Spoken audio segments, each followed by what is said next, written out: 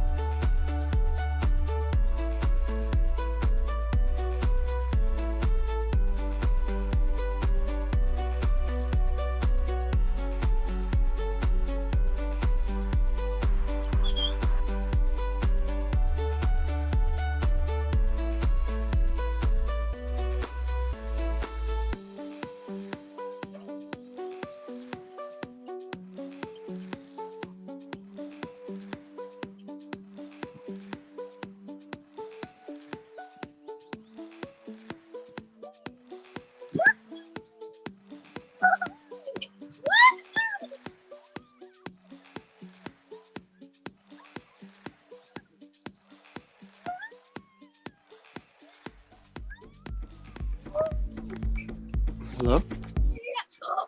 What's going on, everybody? Happy Saturday. Good morning, afternoon, evening, wherever you are. It's a beautiful morning here in sunny South Florida. So we're going to get started.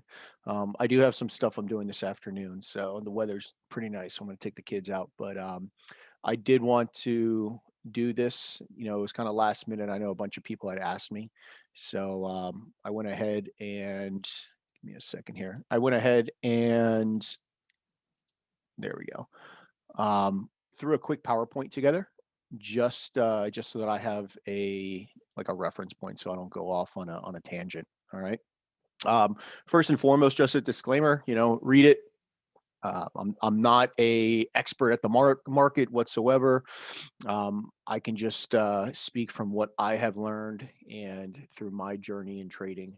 So just take everything with a grain of salt. Do your due diligence like I have, and we'll go from there. All righty.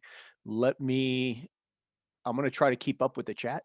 I do have it on my third screen, so if I miss it, I kind of keep going back to it here. But let's do it. Bear with me here.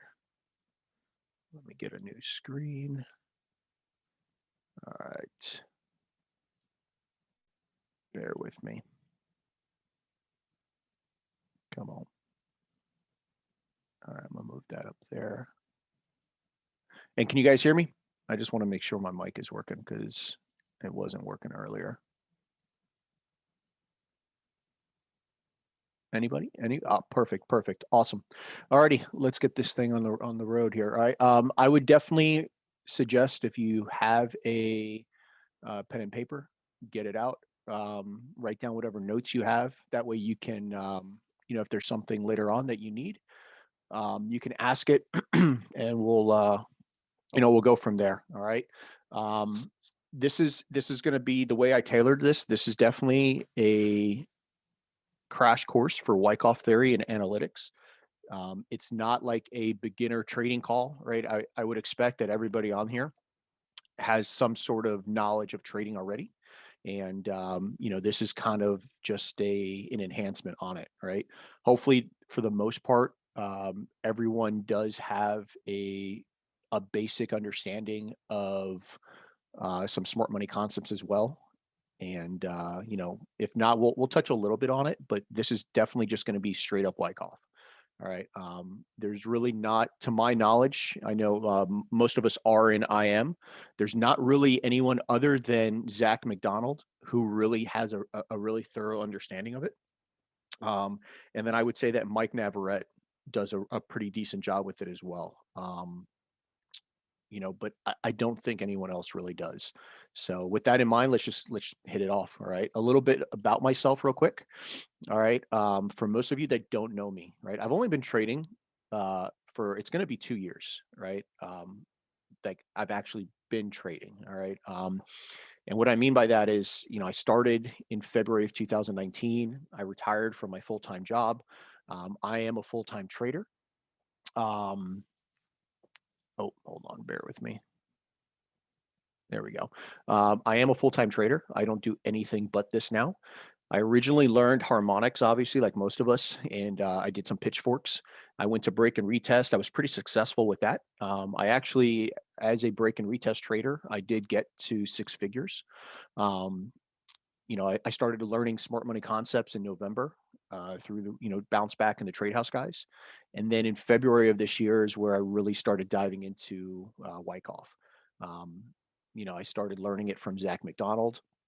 And from there, I've devoted the last 6 months and I would say on average, probably 40 to 60 hours a week in the last 6 months of diving into courses and publications that I've come across between books, journals, and I did take I did get a course from if you want to call him a Wyckoff expert, but he was an institutional trader for one of the big U.S. firms, and that definitely gave me a leg up on it. All right. Like I said, I've spent hundreds of hours, and I do have over 1,000 charts because I have it all saved on my hard drive, and I can see exactly how many charts. There's over 1,000 charts that I've spent back testing to understand this concept. All right, it's a very intricate concept, and such. I developed a very intricate trading plan with very specific guidelines and confirmations that I need to ensure that I'm successful at what I'm doing. Okay. And then, like I said from the beginning, I don't consider myself an expert at this at all. All right. And that's why every day I continue to educate myself on something. If I can pick something up from someone else, I'll do it. There is no ego. There is no, I am greater than thou kind of thing. It's all I care about is one, increasing my equity pot, and two, you know, getting the knowledge so that I can share it with others. All right. There are some things, definitely that um, I would steer people in the right direction and kind of give them a leg up. But I think there's some stuff that you just have to develop on your own, right? I know a lot of people have asked about like my personal confirmations. Well, my personal confirmations might not be your personal confirmations. So, I mean, I'll give you my kind of thought on what I'm looking at stuff, like what I need to happen, but at the end of the day, it's ultimately, you know, your your confirmations that you need to develop through your own back testing. And a great example is my trading partner and I trade the exact same way.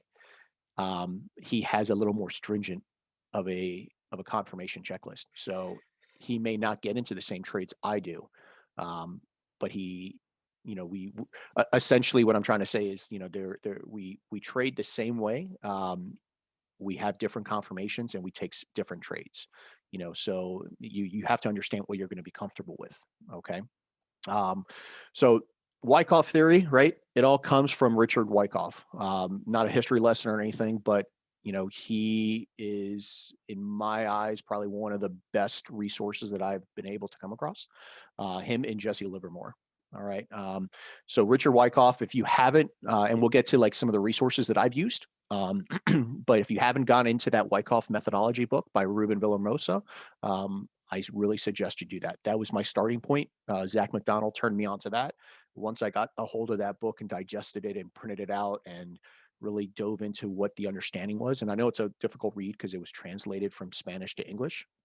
But that definitely gave me the basis of what I needed. Okay. So real quick, what is Wyckoff theory, right? It's simply a method of detecting market behavior by analyzing the structure and the of the actual market at the time, right? The current price action, and then understanding what the major market participants are doing. And what do I mean by that? The institutions, right? I know I've said it before, and this is something that I got from the actual institutional trader that I learned from, is, and specifically on Euro USD, because that's what he traded. He was on the Euro USD for one of the major banks. It takes $1 billion to move Euro USD 1 pip. Okay. So you have to understand that when we're talking about schematics and what is happening to a particular currency or asset, that retail traders, hedge funds, um, you know, even people with millions of dollars are not moving the market. Okay. It is specifically the institutions. Okay. So when we see a schematic being played out on whatever time frame, it is nothing other than what an institution is attempting to do. All right.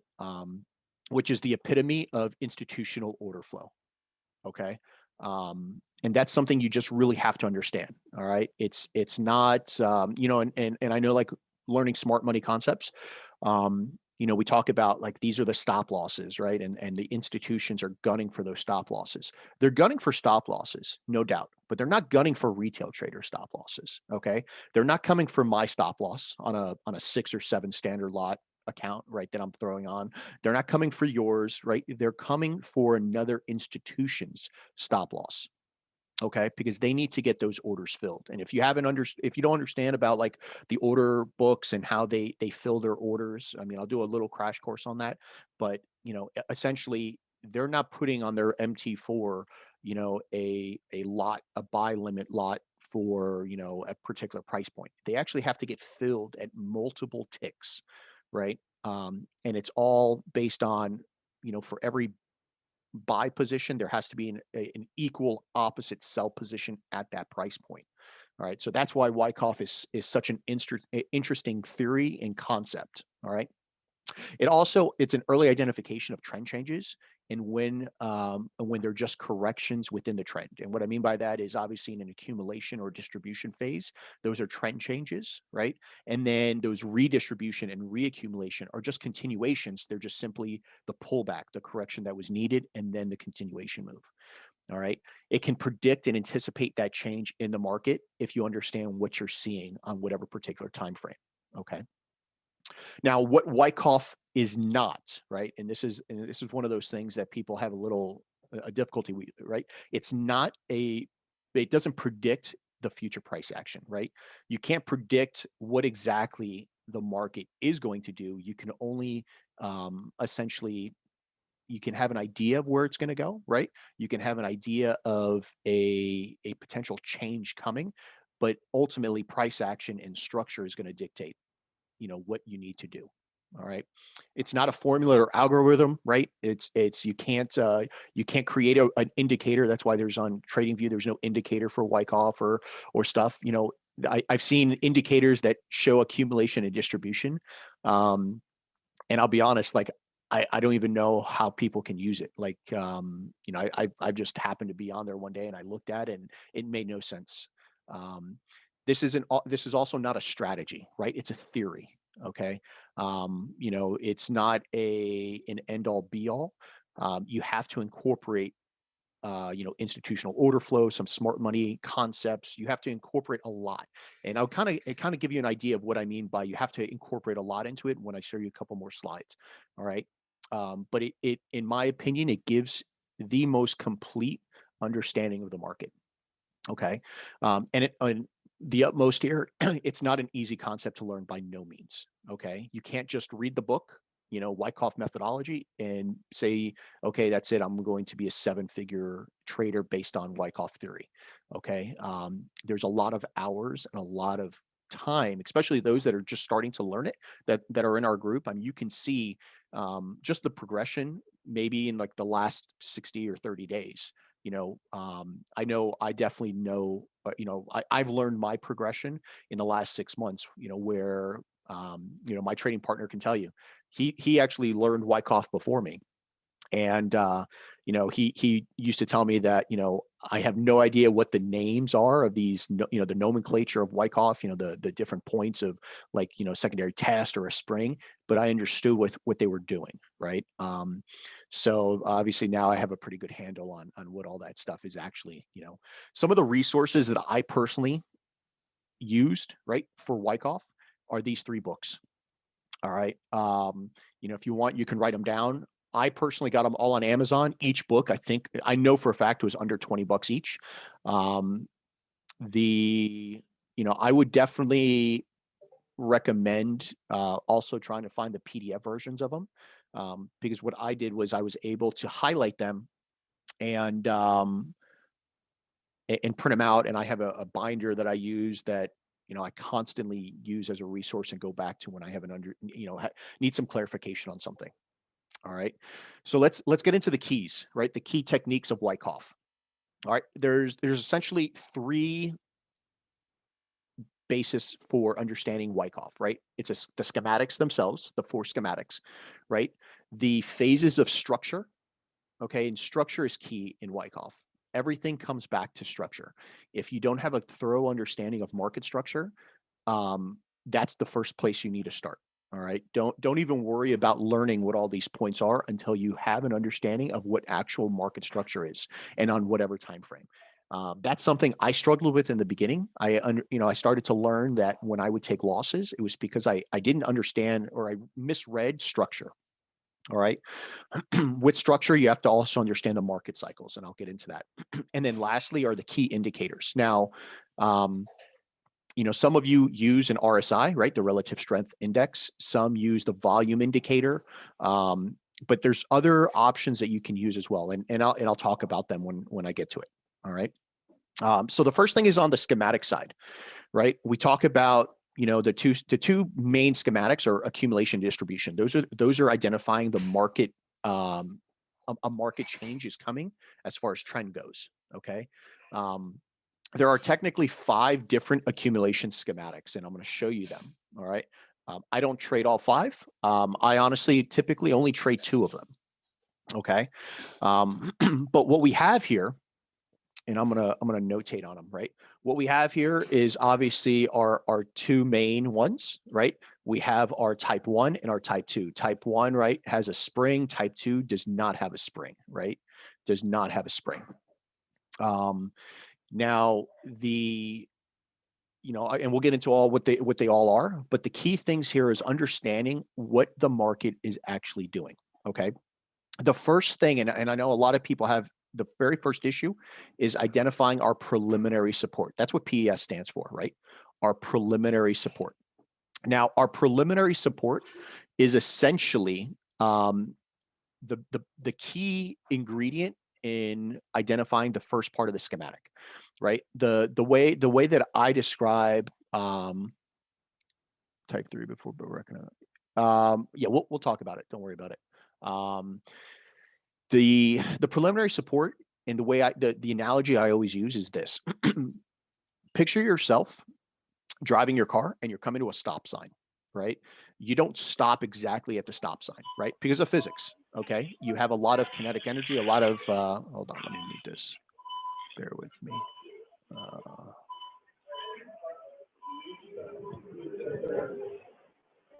Okay, perfect. There we go. And actually, hold on. Bear with me one sec. I'm just going to move this over to a different screen.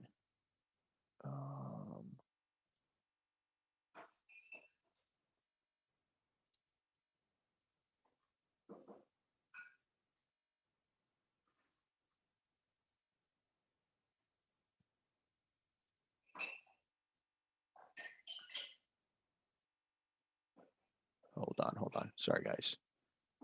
My neck was hurting looking over to the left. And we are on accumulation. Perfect. Okay. So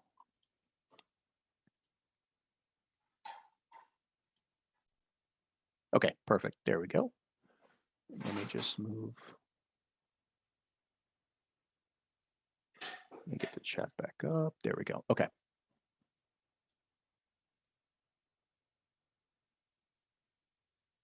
Okay. So essentially, like I was saying, our very first thing is our preliminary support. Okay. This is on an accumulation side, right? This is when we are looking, the market has been selling off. And this is where there's a substantial amount of buying now starts to enter the market. Okay.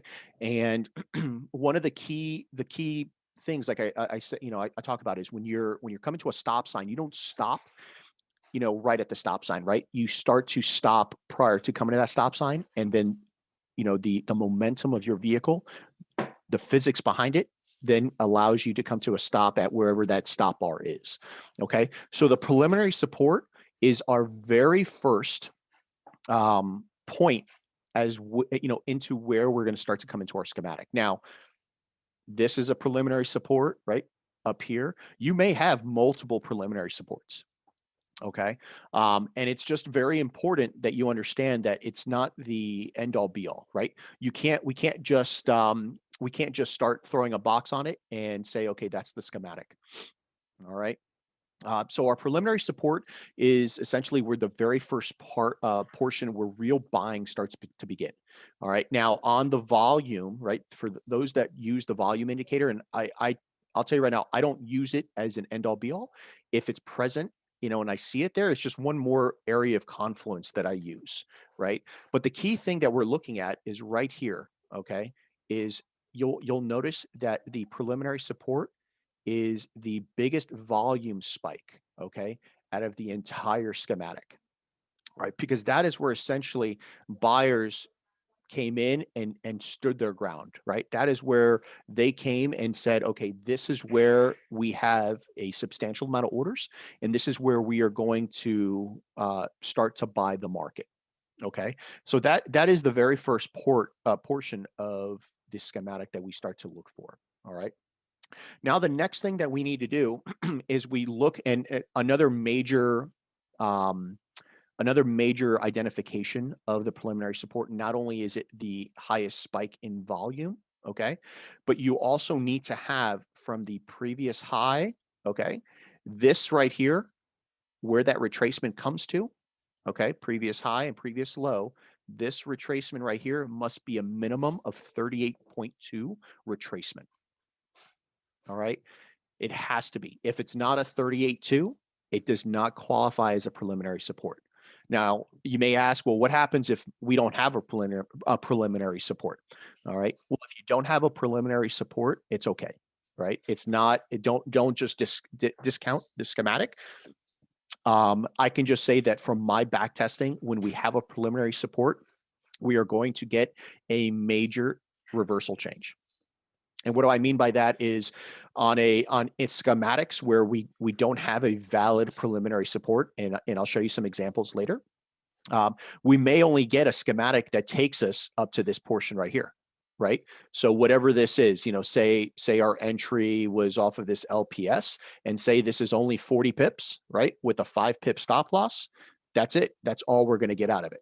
But when we do have a preliminary support, okay, the likelihood of a major trend reversal, essentially calling the bottom, this is where you may get those 100, 200 pip moves. All right. So that's just something that I have in my notes. That's something that I've back tested and I've looked at. It's not, like I said, it's not the end all be all. It just means that if you don't have a preliminary support, don't expect to get, a 300 pip move on a pair. Okay. Take what the market's going to give you. Look for, and we'll talk about that when we talk about a little bit of the trade management side of it. But have some realistic goals. Okay.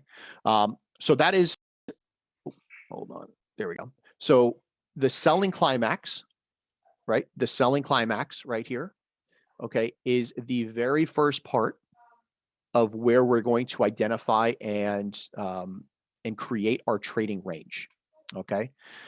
Essentially the selling climax is that point at which the pressure has climaxed. And if you've heard the term, weak hands and strong hands. Okay. Weak hands are referring to essentially retail traders. Okay. Hedge funds, the smaller institutions, and then strong hands are the major financial institutions. Okay. This is at that point where we are going to start to identify where we're going to change hands. Okay. And if you've ever heard that the market works off fear and greed, just use that in the analogy. Okay. This is where fear and greed start to take hold. Okay. The selling climax is, again, is the first part of the schematic where you're going to develop your trading range. Okay. After that selling climax comes in, and at this point we haven't done anything in the market. This is just identifying where we're coming. Okay. Once we do that, we now trade up, and this is our AR, which is our automatic rally, right? Our automatic rally. All right. Again, all we're doing at this point is just boxing it off. Okay. Once the market trades back down into our ST, which is our secondary test, and the ST does not have to be above the selling climax, right? Do not look at these schematics as they always have to line up. Your ST can actually come below the selling climax. Okay. The only thing that we are looking for on this ST is to develop a trading range. Okay. Obviously, if the secondary test comes all the way down here, this is just a continuation, right? So just like probably this was our automatic rally and then the market just continuing down, this potentially could have been our selling climax. Now we just switch it down and move it. We continue to move it down. Okay. And this is why it's very important to have these points of interest on larger timeframes, because if not, you can be on a 1-minute chart and get extremely exhausted by trying to find schematics. All right. And I will go over that as well. Okay. I'm just kind of going over what all of these terms actually mean. All right. But again, the automatic rally is where the selling pressure has greatly diminished. There is a small amount of buying that or interest in buying, right? That's essentially what this secondary test is doing. It's at this point here, buyers enter the market to bring the market up. Okay. An institution that is now initiating the buy here is closing their buy and entering a sell to push the market down. Because essentially what they're doing is they want to test this area. They want to just keep coming up and test this area to see if there's enough orders, right? Enough orders from other institutions and a conglomerate of, larger hedge funds to take it higher. All right. That's essentially what we're doing. We're dealing with supply and demand, right? Supply being, when the market is selling short off of a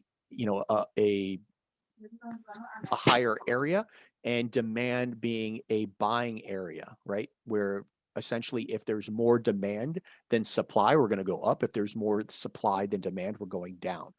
All right. Bear with me here. Let's get some more people. Okay, there we go. All right. Okay. So what's happening here is the institution activates their buys to take the market up. They activate a sell, right, to take it down. And wherever they take it to develop, if there's enough buying pressure to take it higher, okay, that's what they're looking for, right? That's exactly what is trying to happen here. All right. After the secondary test, okay, the market needs to trade back up to the trading range. Ideally, we would want a UA, which is an up thrust action, right? Does the market essentially need to have that up thrust action? No, it doesn't. Okay. The market could trade, right? We could trade just up to the top of the trading range, and that would be sufficient. All right. At this point, we have now created our change of character, right? This is this first point right here, this first phase, and it's called phase A of the schematic. All right. This first phase is ideally where we start to put alerts down and start to box off the market. All right. This is where I am starting to gather interest in potentially taking a position. All right. I need to now get more confirmations, but this is what I like to see. All right. So after the up thrust action, we are now in phase B of the schematic, and we need to trade down back to the bottom of the trading range, right? Whether we trade below it or right to it really doesn't matter. Okay. Ideally, what you want to get is that sign of weakness or the secondary test in phase B. Okay. You'll see it on my charts. I just label it STB. All right. We're looking for that sign of weakness. Okay. Does it mean that the trade is invalid if we do not trade below the SC? No, it doesn't. Okay. No, it doesn't. All right. In my experience, if we do not trade below the selling climax and we start to gather some liquidity, it just means that we potentially are now going to have more reason to have a spring. Okay.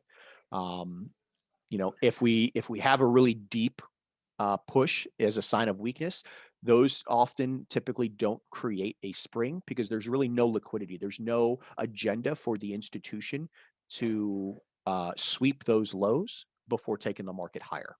Okay. So that's our secondary test in phase B. Okay. For me, and this is just one of my confirmations that I need. Okay. After the secondary test in phase B, I would like to see it trade back up to the top of the range. Okay.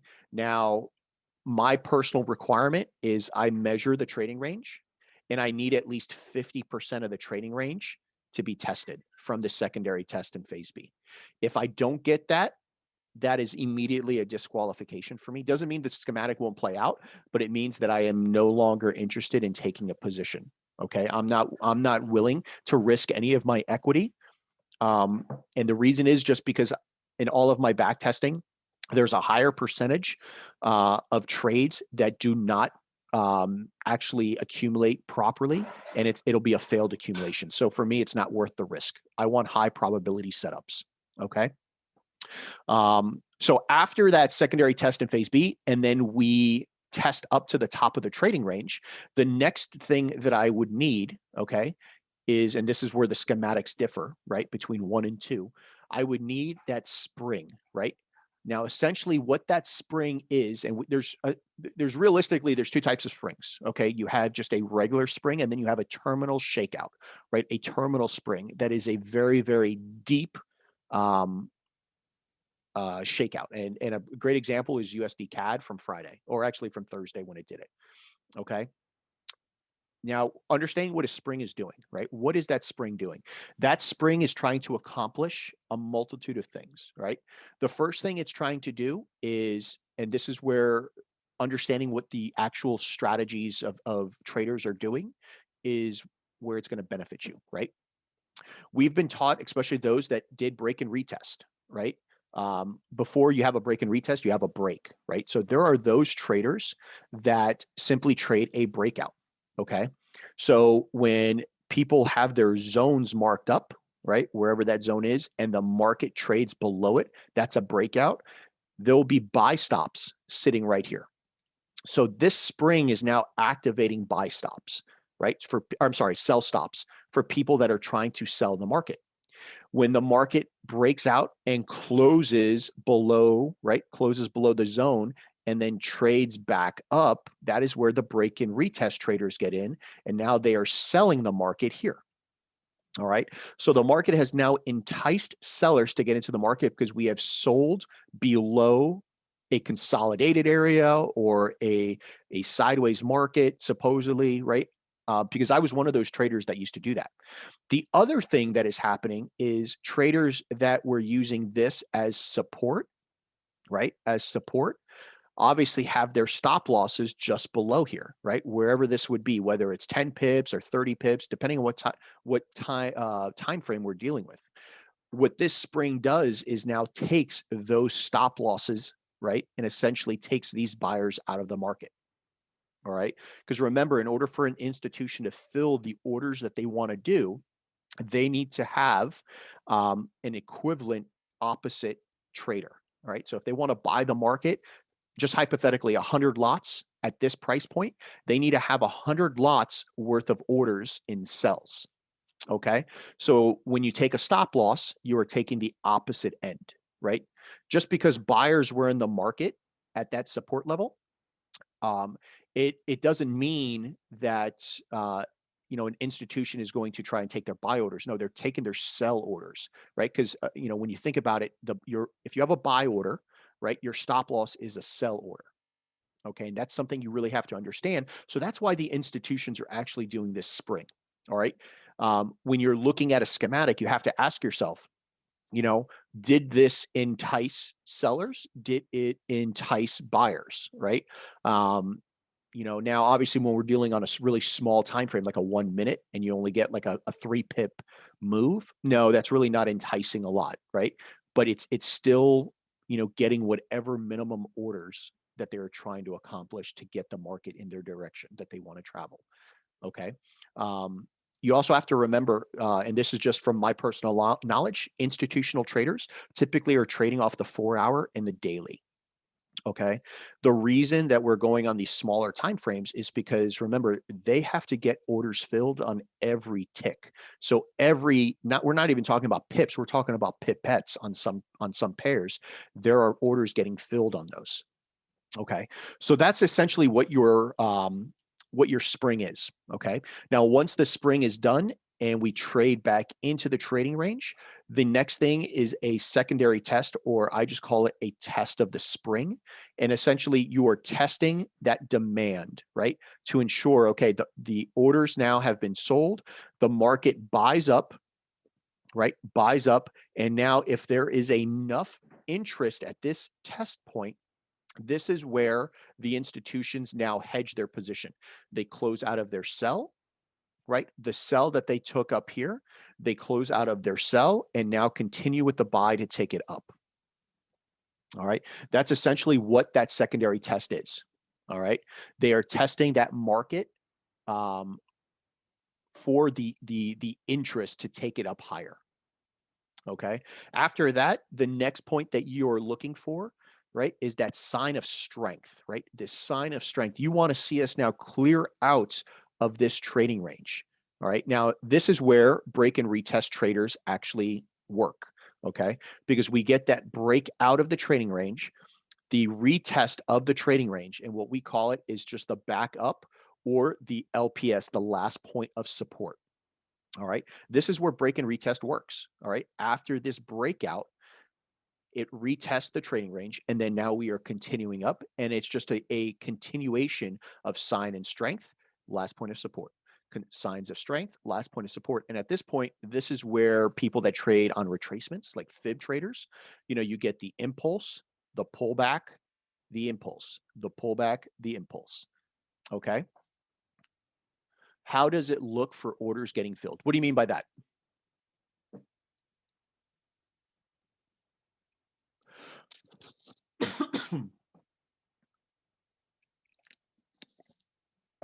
Yeah, if you can just, I don't know, elaborate on that question, because I honestly, I don't know what you mean by it. But essentially on a schematic, while I'm waiting on that, on a schematic, this is right here. This is phase C. This is the only time that I am actually entering the market.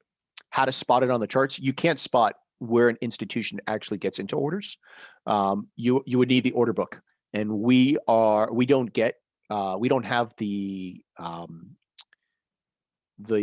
ability to get those order books. Like, you can look on, you can go on crypto order books. Those are available for you to look at, but you cannot look at any asset or any currency, because we don't trade enough volume for it. Yeah, absolutely. No, I'll tell you right now, you're not going to find a Forex order book. Those are direct links through the actual exchanges. And in order to have a direct link, you are required to, I want to say, I don't know if it's 100 billion, or if it was 50 billion. I can't remember what I was told, but you would need you need several $billion of order flow to have that link to the actual exchanges. But yeah, on crypto, you can definitely see it. All right, where they're getting filled. Yeah, exactly. That's even bigger than the big boy club, but essentially phase C is where we are getting our entry, right? The entry is off that test. That is the one and only entry. So all of this that happened here is the waiting game, right? It's just patience. But this is the test. This is our entry. This is where the bread and butter is made. All right. And this is especially on these lower time frames. This is where you can get those sub 5 pip stop losses and really get into the market. All right.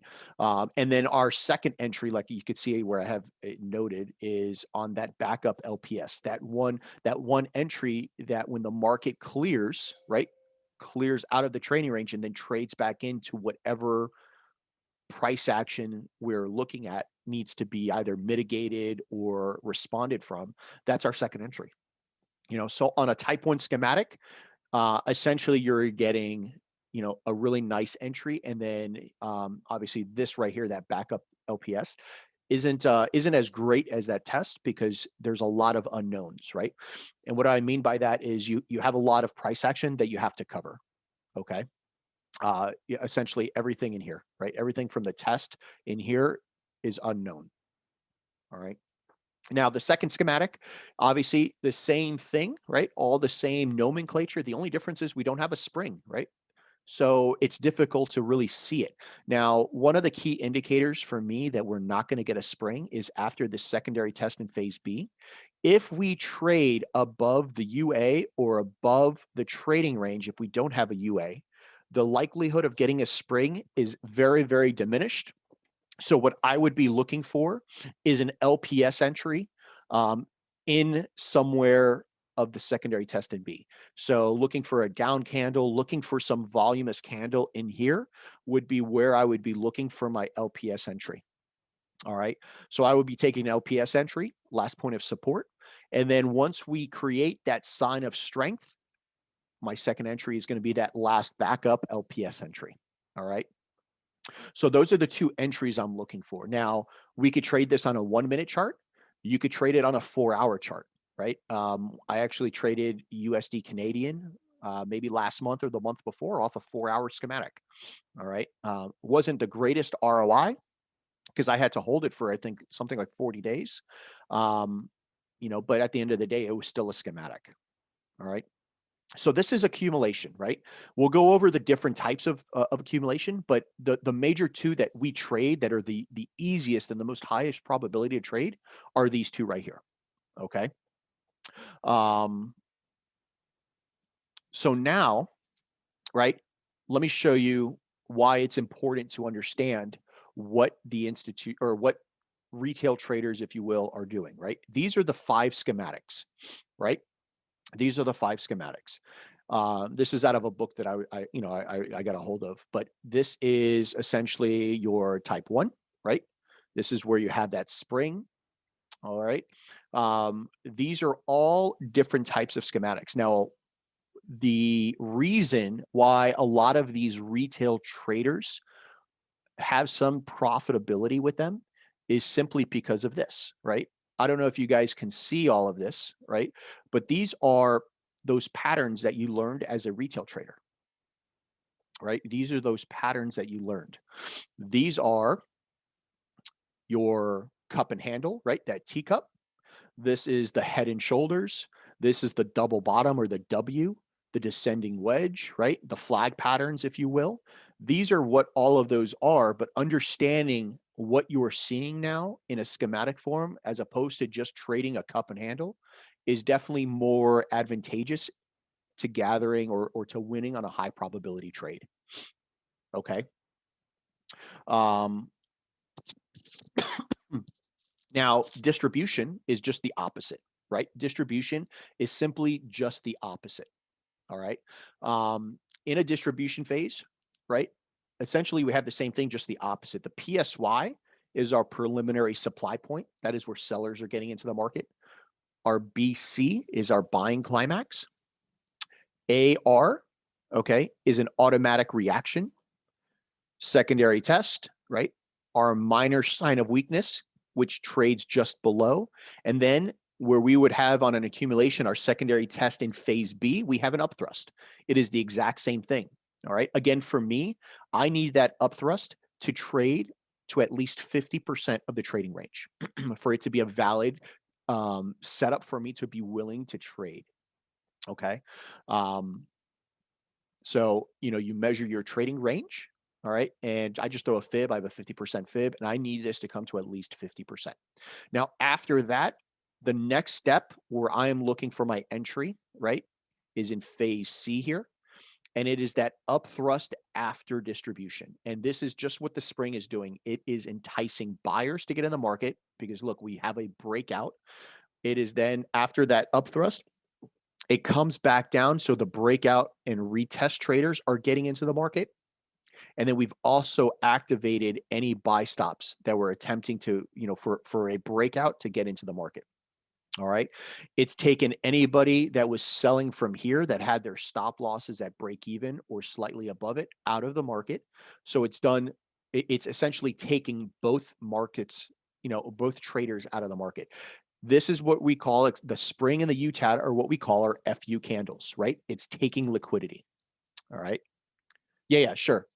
So the STB, right, which if on accumulation would be down here, right? And then our up thrust, in order for me, and this is just what I've back tested, this is one of my confirmations, right?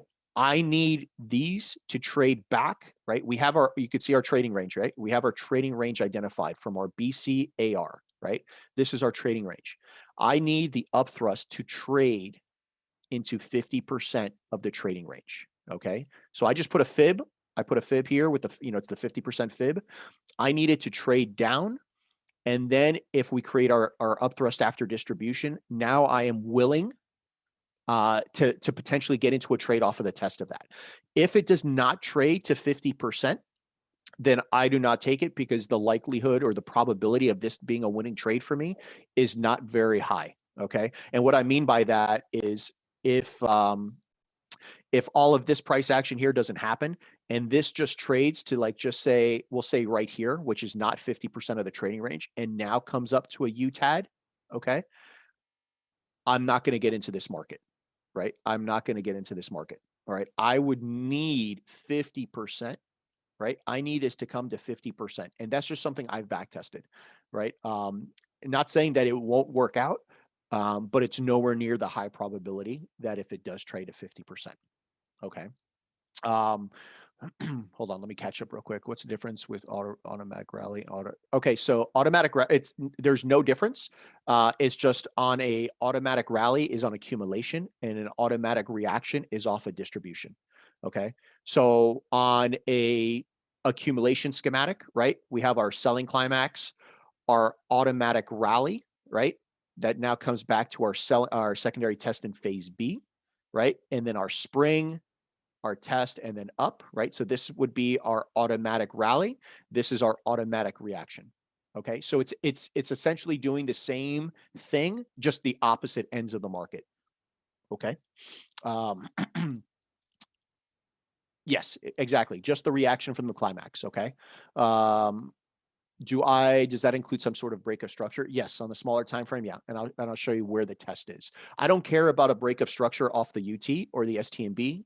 That to me is not important, right? The key that I need is when I'll show you some setups is off the UTAD or the spring. I need a break of structure for me to get into the test. Okay.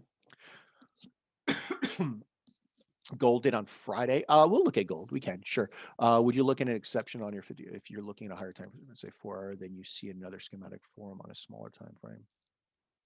So, okay, and let me see if I get it right, Brendan. All right, so let's just say hypothetically that this is an H4 schematic, right? And we're doing this, right? But we do not come to 50% and we come up to create a UTAD. Now, say up in this UTAD, we have a 5-minute distribution schematic that plays out. Yes, because I am taking my entry off of that schematic. I am not taking it off of the 4 hour, if that makes sense. Okay. So my targets off of this schematic, my targets will be if this is a 4 hour schematic to the bottom in this trading range. Okay. Yeah, absolutely. Absolutely. And that's one of the things that's why I say if you can identify where you are in the higher time frame schematic, and you can get, and you always see me put it right. And if you can get into a really small time frame schematic here, you're great, you know. But for me to actually get into the trade, right, whatever time frame on that schematic I'm playing, I need to get that confirmation. Okay. So again, phase C is where we're taking our entry, right? Phase C, and it's off of that test, right? The test of the UTAD. We want to see that change. And this is essentially where the change of hands is happening between weak hands and strong hands, right? This is where fear and greed. This is where, you know, when you were trading in I'm sure in the early parts of your trading career, this is where, you know, had you ever been in drawdown, you know, and then as soon as it goes to break even, you close it out and then the market just shoots off in your direction. This is where that fear and greed and that change of weak hands to strong hands happens, right? It's on that test. All right. And if you can just visualize that, right? You know, just hypothetically say, let's say we're back in those days where we were support and resistance traders, right?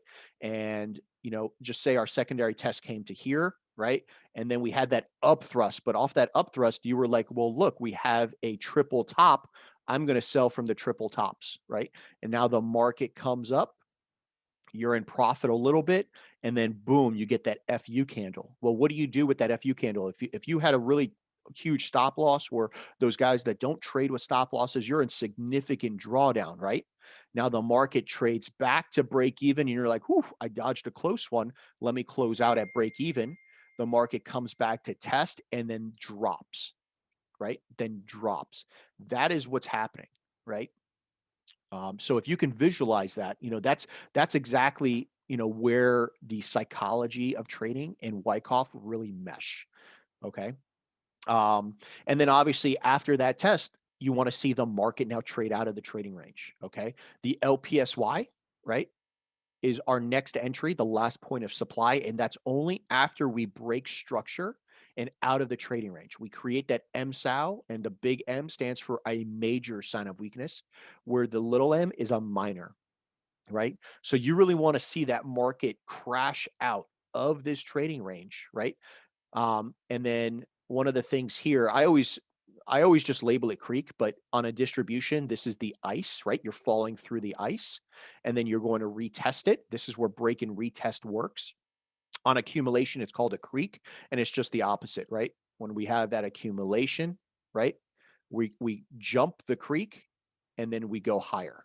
All right. The ice is on distribution, so I always just label it creek, just because I have the creek on a trend line already predetermined, so I just put it on there. But um, yes, absolutely, good, very good.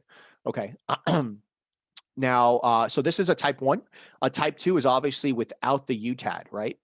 And again, for me to get into a type 2 schematic, I need, after the up thrust, I need us now to trade below our minor sign of weakness.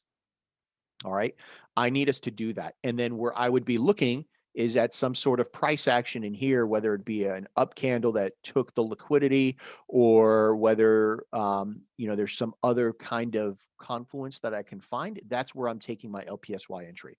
If I cannot, so in this case where this did not trade below, we did not break structure, I'm not taking this entry. My entry that I am taking is once we break structure, I'm going to be taking this entry here. Okay, if that makes sense. All right.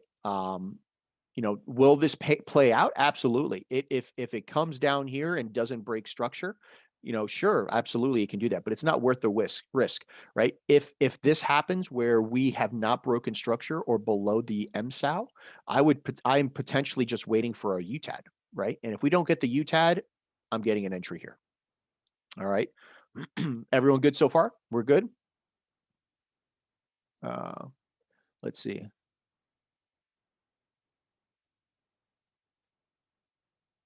Yes. Yeah. Yep. Yeah, I've seen it before. Okay. So, right, retail traders, this is our 5 schematics, right? These are our 5 schematics, actually 6, my bad. This is our 6 schematics for distribution. All right. I personally only trade 3 of them. The other 3, in my opinion, aren't worth it. Okay. They're not worth it because the risk to reward is honestly just not worth it. But you can see, okay, we have, the teacup, if you will, right? The double tops, the M formations, the ascending wedges, where, all right, breaks out, the flag patterns, head and shoulders. This is just a very extreme, and this would be considered our terminal shakeout, right? This hypodermic top, this is our terminal shakeout. Okay. But this is where retail works. But if you are just honestly trading off of patterns, you're never going to be truly successful, because you're just not, the risk to reward isn't going to be there. Okay. All right. So there's 3 laws in Wyckoff that you have to understand. Okay. Supply and demand is the first. All right. And it's simple, right? Supply is on the top, demand is on the bottom. All right. Think of supply as resistance, demand as support. Okay. When there is more demand, okay, then supply is going to take over. And when there's more supply, demand is going to take over. If you understand that, okay. And you can think about it, just think of like oil, right? Just think of like oil, right? When and especially with this COVID thing going on, right? Oil, what happened to oil, right? Was the supply up? The supply was high as crap, right? Because nobody was using it. What did the price of oil do? It dropped. All right. So when there's more supply of something and less demand, prices drop. When there's more demand and less supply, right, what happens? Price goes up. Okay. Now, the thing you have to understand too is effort versus result. Okay. And what do I mean by that? So this is where I know a lot of people trade with like divergences. This is where divergence and disharmony between, what's going on with volume and one of the things I've talked about is the reason I personally don't use a volume indicator is when you just hypothetically go on a chart and you go to FXCM and look at the volume, and then go on forex.com, there's no volume because forex.com does not provide volume. But you can go to Awanda and the volume will be different from what you see on FXCM. And the reason behind that is only volume that broker is giving. Okay. So think about how many brokers there are in the world, right? And you're only looking at Awanda's broker, Awanda's price feed. Okay. So if it's present, I'll use it. And what I mean by present, if I see, the the preliminary support, the volume spike, if I see a decrease in volume during phase B, those are just area, more confluence. But if it's not there, I'm not going to discredit it. Okay. Um, but we use divergence, whether it's on an RSI or whether it's comparing like a comparative divergence. Say you're looking at the S&P and the US 30, or say you're looking at USD and Kiwi USD, right? We use these divergences to, determine that there is going to be a change coming, right? How many times have you seen where on the RSI, you know, you're starting to make a lower low on the RSI, but price is still going up, right? Absolutely, it's a divergence. It's telling you that there is a change coming, and that's something that you can use in Wyckoff, specifically in that that phase C where price is created an upthrust, and now you're looking for that UTAD. That UTAD essentially on volume, you want to see a drop in volume, and typically on the RSI, you want to see a divergence, right? Because that's what it's telling you. There's the market's being purposely manipulated, all right, to entice those buyers and sellers so that the market can turn around and go in the direction that the market wants to go.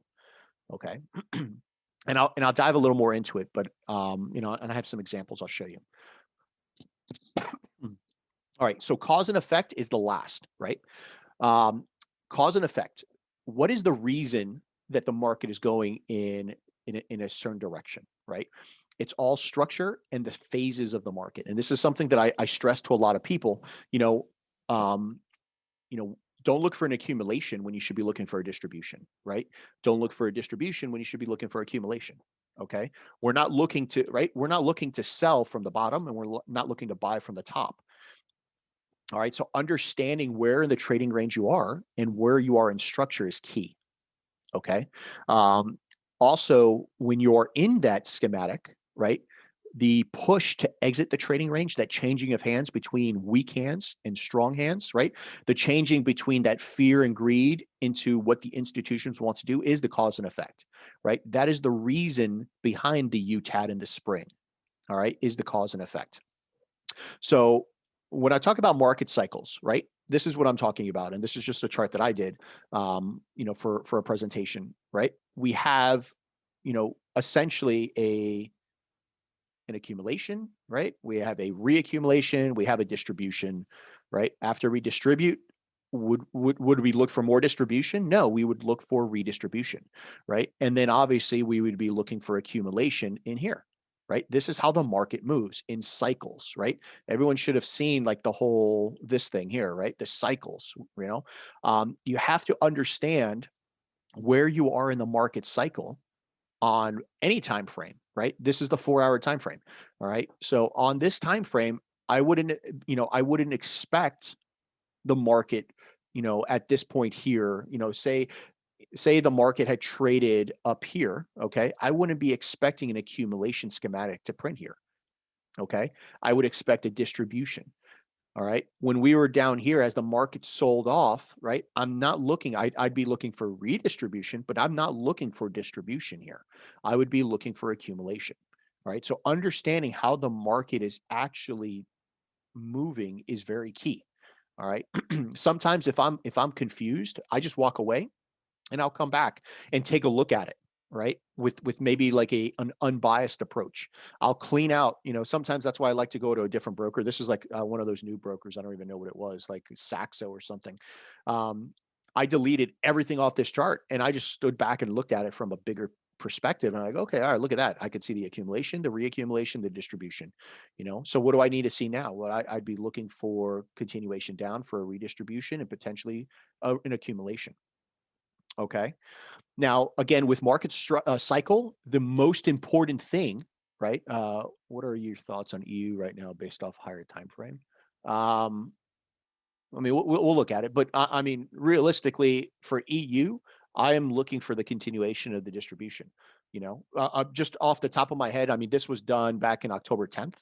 I'm still waiting. There's a 4-hour candle right there. right? I am still waiting for the market to come up to there, before we can continue down. Can we get multiple reaccumulations in a row, or is it just no? You can, right? So, I mean, remember, this is off of a 4-hour time frame. Okay, so you can have, you know, hypothetically, let's just say that this was an accumulation on a 30-minute. This was the reaccumulation, right? This was reaccumulation. This was reaccumulation. Well, this may have been the accumulation on a smaller time frame, right? On the smaller time frames, absolutely, you can get multiple reaccumulations going up, and you can get multiple reaccumulations coming down, right? There's really, and if this distribution schematic hadn't printed, this could have been a reaccumulation going up, right? It's only until you start to see the actual schematic come through fruition that you can, like, the confirmation that this was distribution for me is when we left the trading range. Okay, this wasn't confirmed until right here. Okay, when we left the trading range as distribution. Okay. Um, so, again, just trade what you see, right? If you don't see distribution, then you just keep going with it. Okay. Okay. So, like I was saying, the key to all of this is structure, right? Market structure. If you don't understand structure, right, you're going to have a very, very difficult time. Okay.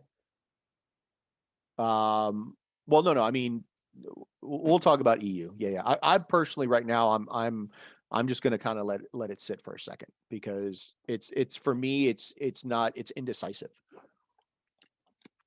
But let's talk about structure, right? So you can see clearly, I've marked up structure on here. Okay, where a lot of people get confused. Okay, where a lot of people get confused is, potentially, someone may argue that, okay, when price did that, this was the break of structure, and that is not the break of structure, right? This is the previous lower low right here. So as we come down and create a lower low, lower high, right? Now, was this a lower low at some point? Absolutely. But because the market never gave a lower high, now this is the lower low. This is the lower high. All of this, right? All of this is garbage, right? It is noise. There is nothing in there of structure. Okay. Realistically, what was this? This was a redistribution schematic right here. Okay. That's redistribution. Now, until we take this low, right, we are consolidating. We made a low, we made a high, made a low, a high, right? Now, this is where we get into our schematic, right? And understanding the structure point of it. Now, let's see, hold on. What makes the lower high? Is there a percentage of pullback, like a 38.2 minimum, to count as a pullback? So here's how that's entirely up to you, right? I mean, I know some people that I think use like a 23 or 24% as a valid pullback. All right. I could tell you, for me, for my personal trading, I need a 50% pullback. Now, if it's a 38.2, it still counts as a lower high, sure. But for my personal trading, for me to even think about getting into a market on a retracement, it needs to at least pull back 50%. But it's in my personal trading, a 38.2 suffices as a pullback. Okay. But yeah, it's you have to ask yourself, right? When price made this lower low, right? Would you consider that the lower high? Or would you, I mean, and this is the hour candle, so you don't even know if that happened after this spike. So would you consider that as a pullback? You have to ask yourself, is it logical, right? Does that to me look like a lower high? And the answer for me is no, right? So, always just take a step back and think about it. Yeah, correct. Yep. You can never, so a great example would have been in this right here, right? I don't know what structure is doing. Obviously, we're bearish. Going into all of this, we're bearish, right? But until we either break the low or break the high, right, we don't have a change in trend. Okay, but now when we come into a schematic, right, and this is a great example of not having a preliminary support, right?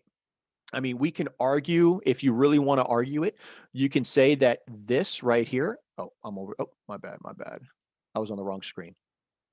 Okay, so we can argue, right? We can argue that essentially this right here is our preliminary support right here.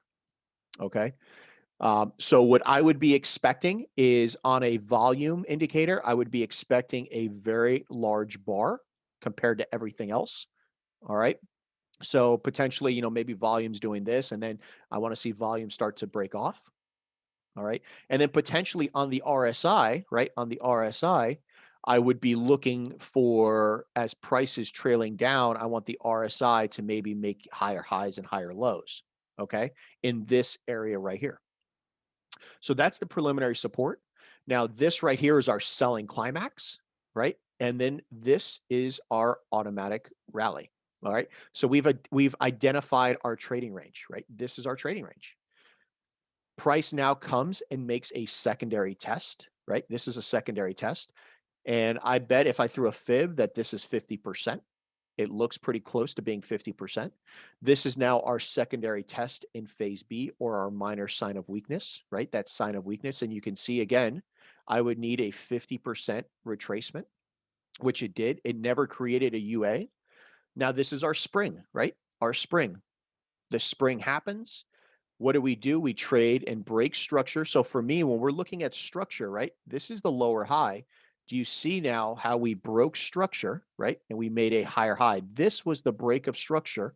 Price comes back into the spring to test it. Here's our spring.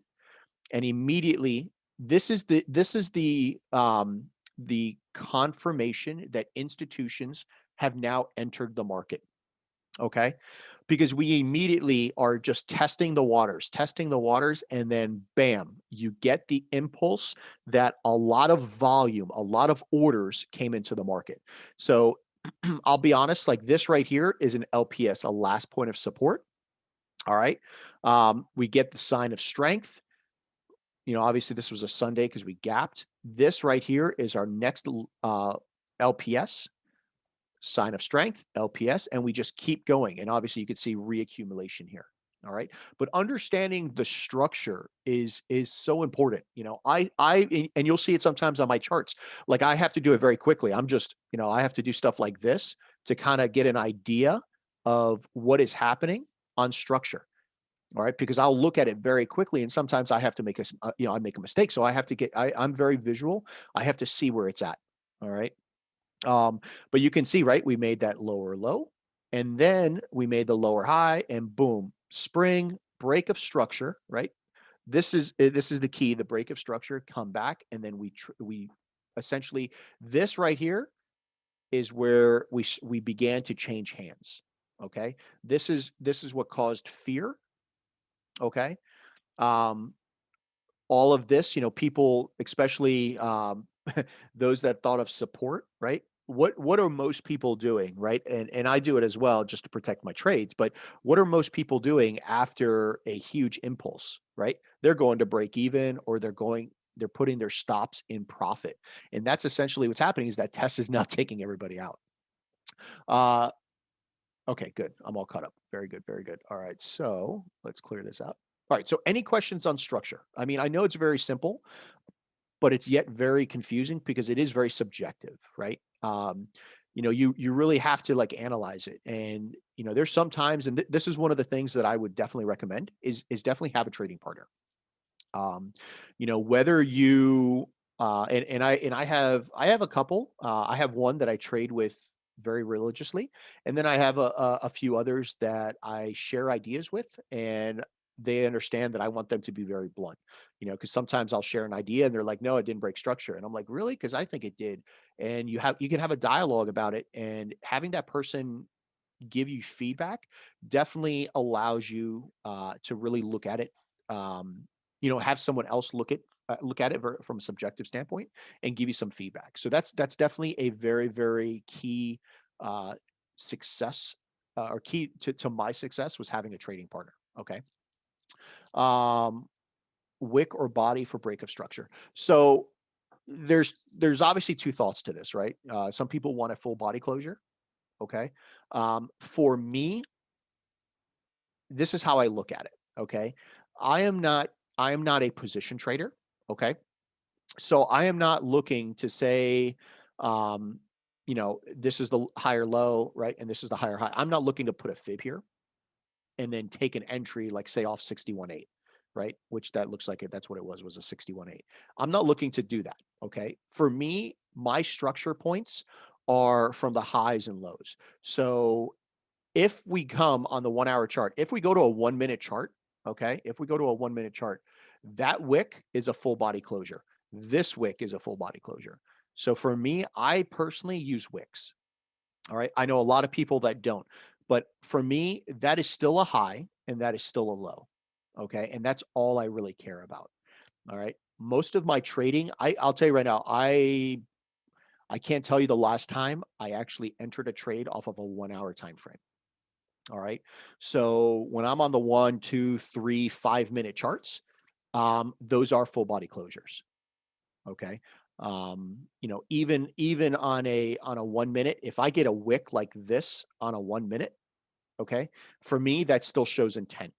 All right. So it still tells me that if that was the break of structure, that is valid for me. Okay. Do you ever check on a bar chart to make sure? So Brenda, yeah, I know what you mean. And yeah, like, yeah, the line chart. I know what you meant. Yeah, yeah. So I do, right? But like I said, if you go, right, if you go to the 1 minute chart, this right here, the 1 minute line chart will be down here because that's where essentially, or somewhere near that, right? But on the 1 hour, it would be right here, right? That would be the line because the line chart only goes off of the candle closures. Um, so, and again, I'm not personally I'm not trading a position, right? So I'm not going off of a fib retracement. For me, the breaks of structure are only for confirmations on the schematic. All right. So, realistically, if this was a long wick right here and not a body closure, this wouldn't be a break of structure on the line chart.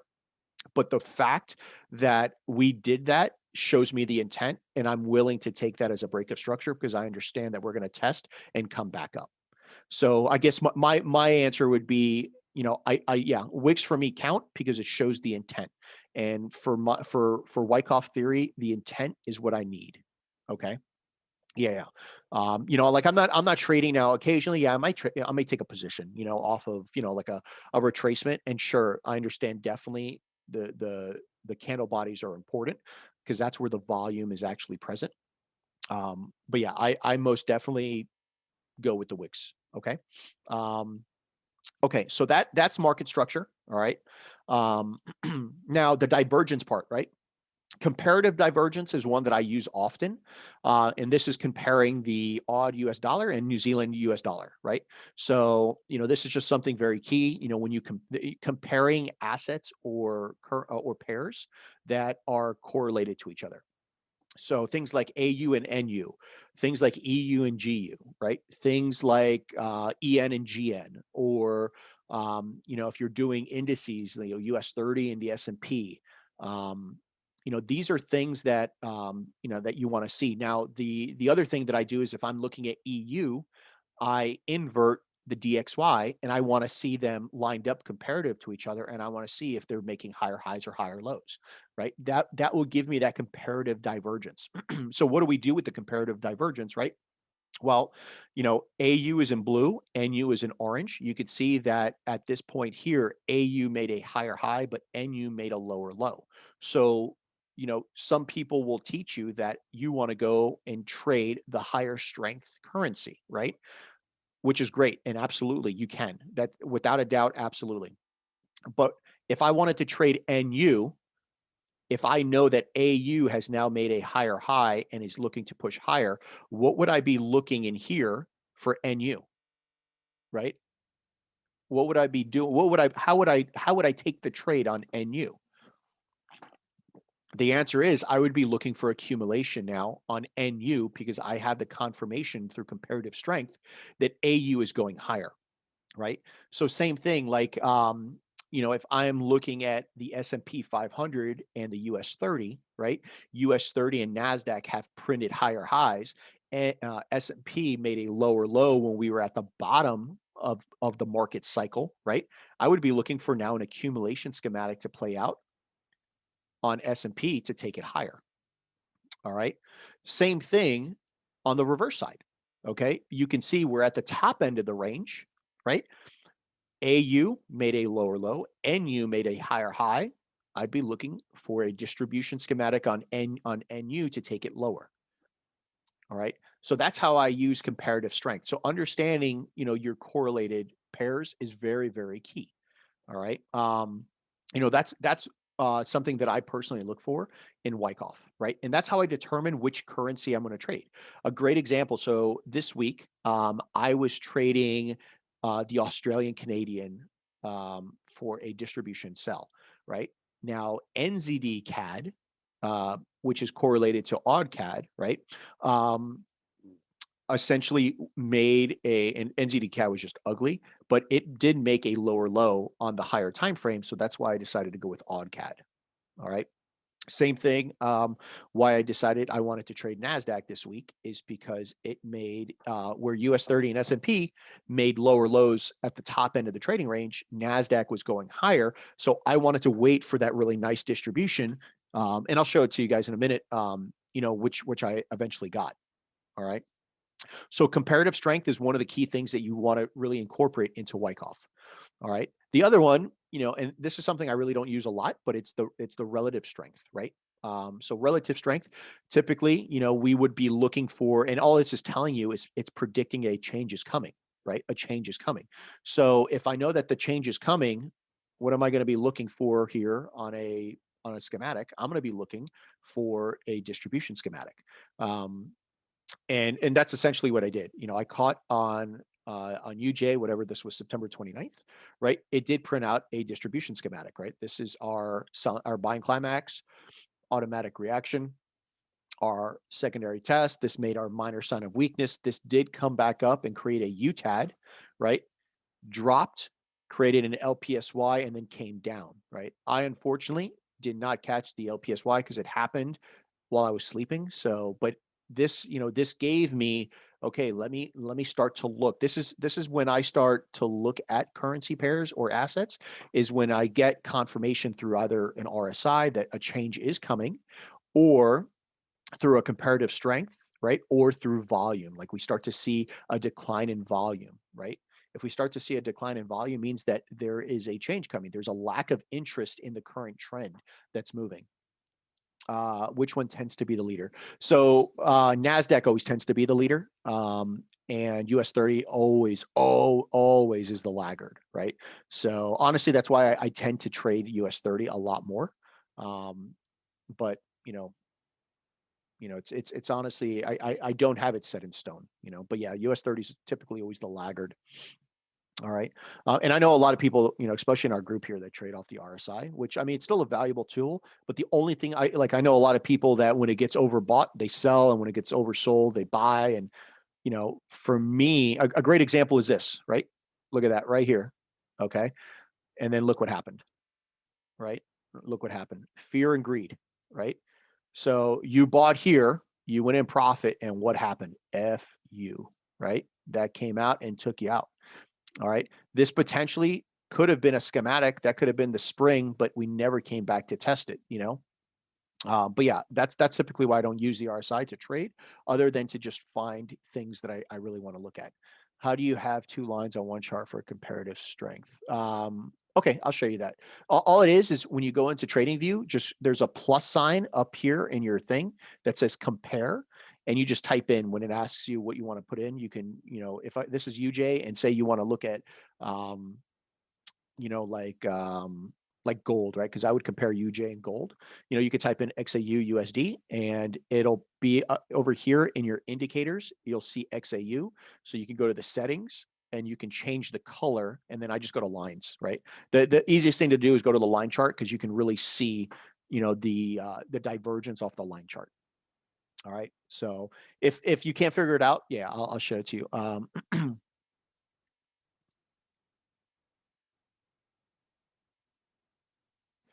Yes. So if if a spring or a UTAD were never tested, yes, I would look. For me, that would be a point of interest, right? So let's just say hypothetically, this right is our spring. So fast forward, say hypothetically this just took off to the moon, right? I would label this. I would have this labeled, and actually I did at some point. Look, there was a line here for something, but I would label this as a point of interest. So if the market did ever come back to this point, right, this would be a key focus area where I would potentially be looking for an accumulation schematic here, because this needs to be tested off this institution. Remember what is happening, right? There is no doubt in my mind, right? There is no skepticism. Okay, this right here, this move left an institution in drawdown. Okay, think about it, right? If this was Euro USD, right, and just say hypothetically, and you could see the volume where an institution got in, whether it was at 4.5 or 4.7, but this came all the way to 3.5. Okay, so for price to move 10 pips, a minimum of $10 billion in order flow was engineered. All right, and then immediately somewhere around here, they entered a buy to take it up. Well, they never came back down to close out or hedge out of this sell. So they are in drawdown. So potentially there is a need for it to come back to close out of that sell, right? The sell to buy candle, so they can go up. All right. Okay. So that is relative strength. And this is where I use relative strength a lot, right? So you can see, just going back to it, right? The reason I screenshotted this is because I was in the trade down here.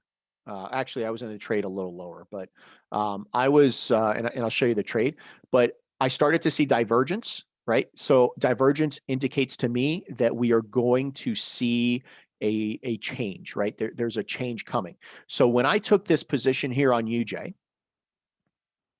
okay, when I took this trade, this is reaccumulation, right? So when I entered off of here, all right, obviously my targets, obviously I had higher targets, but a logical target are the liquidity sitting right here, these equal highs, okay? It's also near a very key area, right, of the H4 open that price reacted off of on the first time. So you could see a note, right? So I use this as a trade management as well. I ended up closing my buy position. All right. Not only was it because I think this was a Friday, or at least it was a Thursday night and I was done for the week, but I started to see signs of accumulation. And you could see it right here, the signs of accumulation. The RSI is starting to print a lower low and lower highs. So why would I keep my position, or at least all of my position, continuing open, right? This was only a 38 pip move. So in the grand scheme of things, for some traders, this is nothing, right? This is probably like a stop loss for them, 38 pips. But because I got in on a 4.5 pip stop loss, I was already up 8-1 on this trade. All right. So I went ahead and just closed the position out. So this is how I journaled it. Obviously, you could see my, how I printed, I drew everything out and stuff. But that's one of the reasons that I use, the volume indicator or the RSI, is simply to identify a potential change coming and start looking at pairs, or when I'm actually managing the trade, and what potentially I want to look at. So the deciding factor for me to close this trade was because we were already at a key area, these equal highs for a take profit. All right. So, and obviously you could see I was looking down in here for an LPS entry, and that's essentially what I did. So I closed it out, and then I want to say this was a Friday or a Thursday night. And then a Sunday is where I got into this trade down here. Okay. All right, let's move on. And then here is the volume, right? So this is just something I'm telling you about on volume. So when we look at the volume, right, our preliminary supply, you can see how we immediately get this increase, these two areas right here. All right. This is that one right here. And then obviously this candle right here is a second. Okay. So we want to see that increased spike in the preliminary supply. I'm sorry, preliminary support. And if it was a preliminary supply, like in distribution, you still want to see that spike, right? You still want to see the spike. During phase A and B, right? You want to see the decrease in volume, right? The decrease in volume. And when you get this, and this is on the 5-minute chart. So on the, like, I want to say like the 30-minute or the 1 hour, this looked good, but this entire thing right here is a terminal shakeout, right? This is a terminal shakeout. You want to see the volume increase. And as price goes to create that test, you want to see the decrease. All right. These are the key things that you want to see as you're going into this trade. All right. If it's not there, do I discount the trade? Absolutely not, because this is only volume that is being presented from that particular broker. Okay. But these are key things that the key things I look for. I want to confirm the preliminary support or preliminary supply by the increased volume spike. In phase A and B, I need to see the volume decrease because that's showing that we have a lack of interest from sellers, right? And we are now, what the institutions are doing is just hedging, right? Buys and sells are hedging to test to see if there's enough interest to take this higher. All right. All right. So that is the volume. All right. So next, all right. Identifying the schematic, right?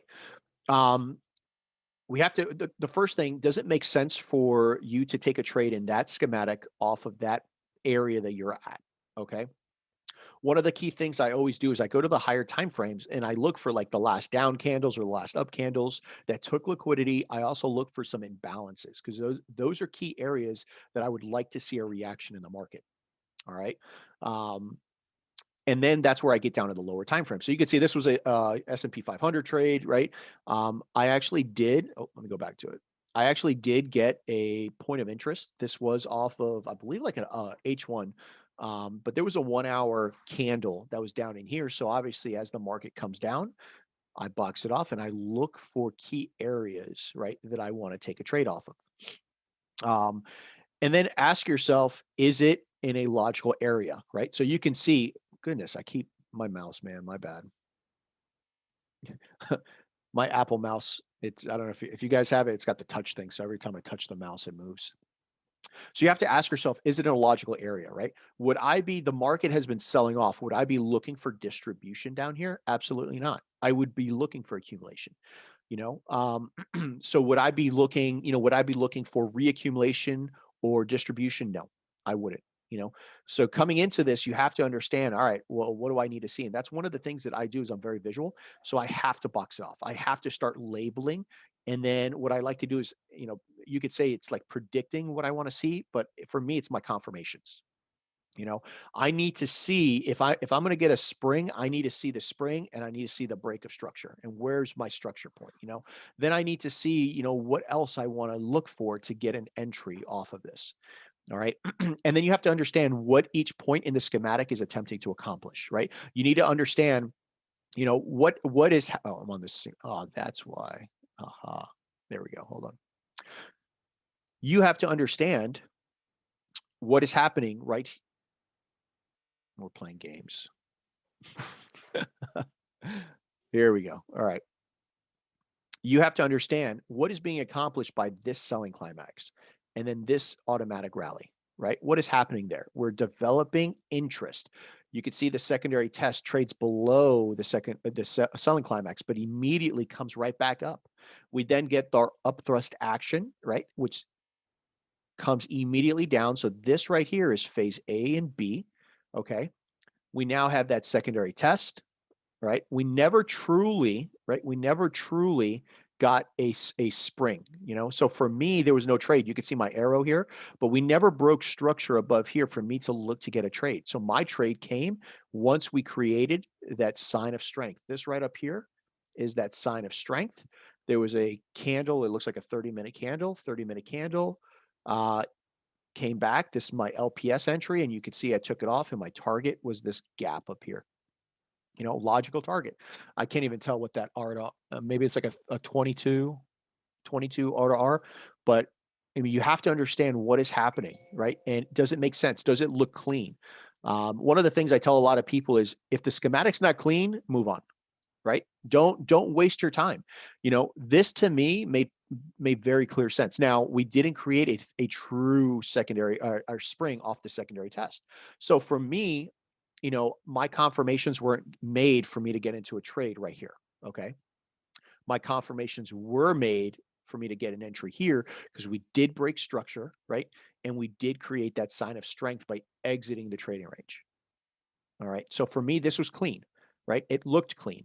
One of the things, especially for new people that are learning Wyckoff, if you ever look at any of my charts, you will never see a ugly schematic, right? Because if it's ugly, I'm not going to trade it. All right. You will never see me post an ugly schematic trade, or put it up on a chart, because if it's not clean, I just move on. I don't waste my time trying to invoke my bias on it, right? So like, I'm not sitting there and saying, well, this could be the SC, this could be the AR. For me, it's very matter of fact, right? Schematics are black and white to me. There's no gray area, right? If it's not clean, I'm moving on. There's a lot of assets and pairs that I can trade. I'm not one of those that limit myself.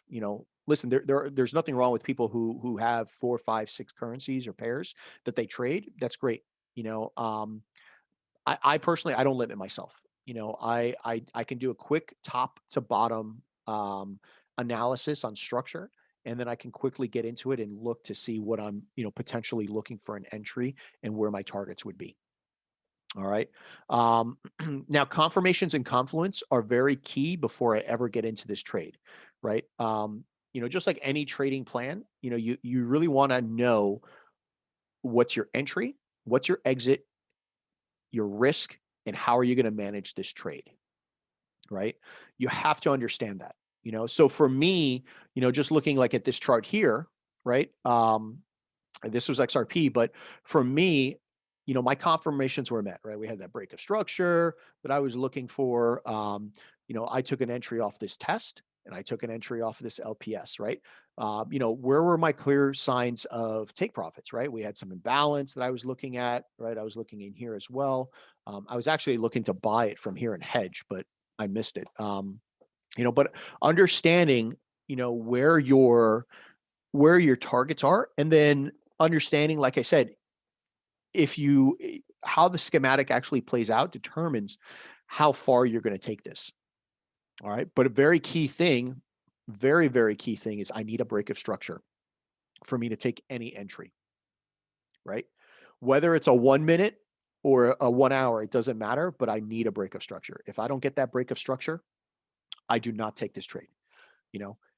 Yeah, sure, this trade could have dropped for, I don't remember what the R to R was, but sure, this trade could have dropped for 100 to 1, but I didn't get the break of structure. I didn't get the trade. Okay. I need the break of structure. Okay. And then, like I said, understanding the management of your trade is very key. Understanding that you are going to get a lot of break evens on this strategy, especially when you're dealing with smaller time frames, right? Last week, I'll tell you right now, I had 7 break evens. The only 2 trades, and I'll cover Chef JPY, and I'll cover, actually I had 3 trades. S&P and NASDAQ also won for me, but Chef JPY and UCAD were the only setups that I actually got some profits out of. Everything else was nonstop break evens, and I'm okay with that. I'm even okay with the small losses because, in some of these trades, I'm risking 0.5%. All right. Taking partials at psychological levels and liquidity targets are extremely important. All right. So I like the 80s, 20s, and 50 levels, and then the whole numbers, like, 1.3100, 1.3120, 1.3150, 380, and then 1.32 are key levels. I'm going to take partials at them. All right. And then most of you know that I love to hedge. So I've definitely learned and perfected how to hedge myself into positions. And that kind of protects my positions, because if I say, just hypothetically, I risk 0.25% on a trade, I'm in a buy, right? And now I go into a sell to hedge it, and I take the loss on the sell, but I'm still in the buy covers the loss. Okay. And vice versa. And if it doesn't, say the sell does come through fruition and I go to break even, well, then that's great.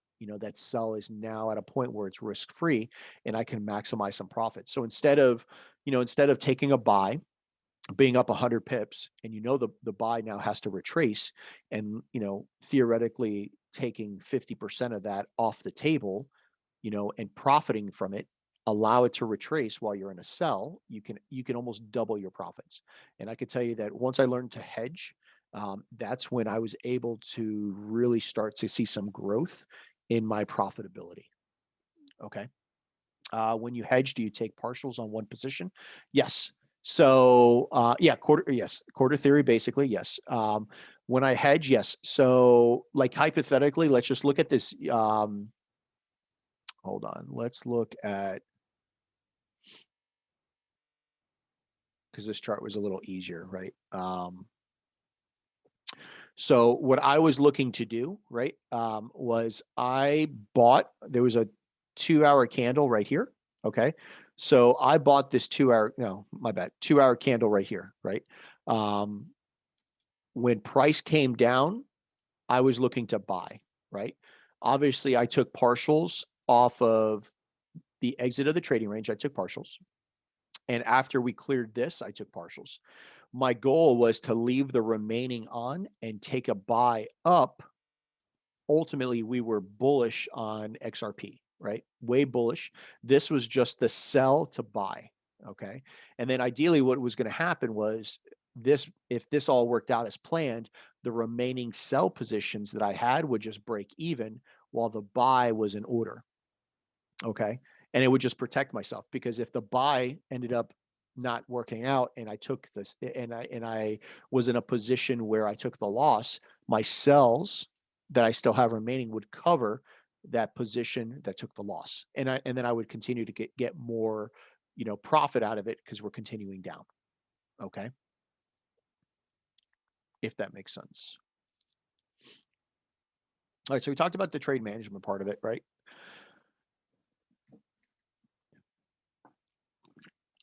All right. So real quick, any questions on that? Because now I'm going to look at some charts and I'm going to show you some key things on charts that I do. If we have no questions, no big deal. We can go right into some charts. But if there's anything on that you want to discuss real quick, we can. Yep. Drop a chart. Yeah. Springs. Sure. We can go over different springs. Absolutely. Bear with me here. Let me go over to this and we'll pull up.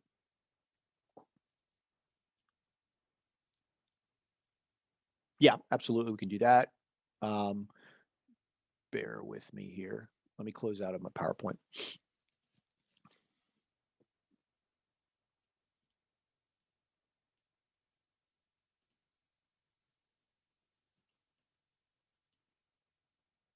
Hold on. Okay. All right. So wait. Examples of redistro and reaccumulation, how I hedge them, back test the pairs, any specific time frames or pairs. Okay. So to back test, I'll be honest, just pick a pair. It doesn't matter. You could pick oil, you could pick gold, you could pick UJ, you could pick whatever you want and just go back and you can find them, right? It's without a doubt very easy to find anything to back test on it. That's ultimately what I did. I have a binder with every pair, every indice, every commodity, and every crypto, because I personally back tested them all, right? I went through and back tested them all. All right, so let's look at, I just want to recap some stuff, right? Where did my chat go? There we go. Hold on. Do I trade solely off schematics? I would say that 80% of my trades are off schematics. Euro Chef, I saw it distribute, then created a redistribution. Yeah, I have Euro Chef. Just give me a sec. Hold on. Let's look at it, right? I just want to show you some key things that I was looking at, right? The first one is obviously UCAD, right? UCAD was a beast, right? A flipping beast. So let me go and pull up all of my UCAD ones. Hold on. Let's look at it. So my personal checklist, yeah, no, I personally don't give out my personal checklist just because that's something that like it's tailored just for me, and I don't want yeah, it's just not something I give out. One pay. So, and Brandon, this is a good example. So this is one thing that I want to, oh, you know what? Let me go by time. This is one thing that I want to show you, right? Because I was looking at that 5 minute, and I know we had some discussion in our group about it. But if you remember what I posted on in the group chat about the different brokers, that's ultimately, yes, the data feed. That is why I checked both data feeds. Okay. So let's just look at the thought process from the very beginning, right? From the very beginning. So at the very beginning, this was a reaccumulation schematic that we were looking at, right? Preliminary support, right? All the points were there. Essentially, I was looking at is this as a potential spring, right? As a potential spring, and I was going to play off of that. Wait a minute. Hold on. Let me go back to it because it opened it in the wrong order. I wanted it to open up backwards. Okay, here we go. And I laugh, man, because like all week, most of you guys know all week, I think from Sunday's call, right? Sunday's call is where I said I was looking at UCAD. And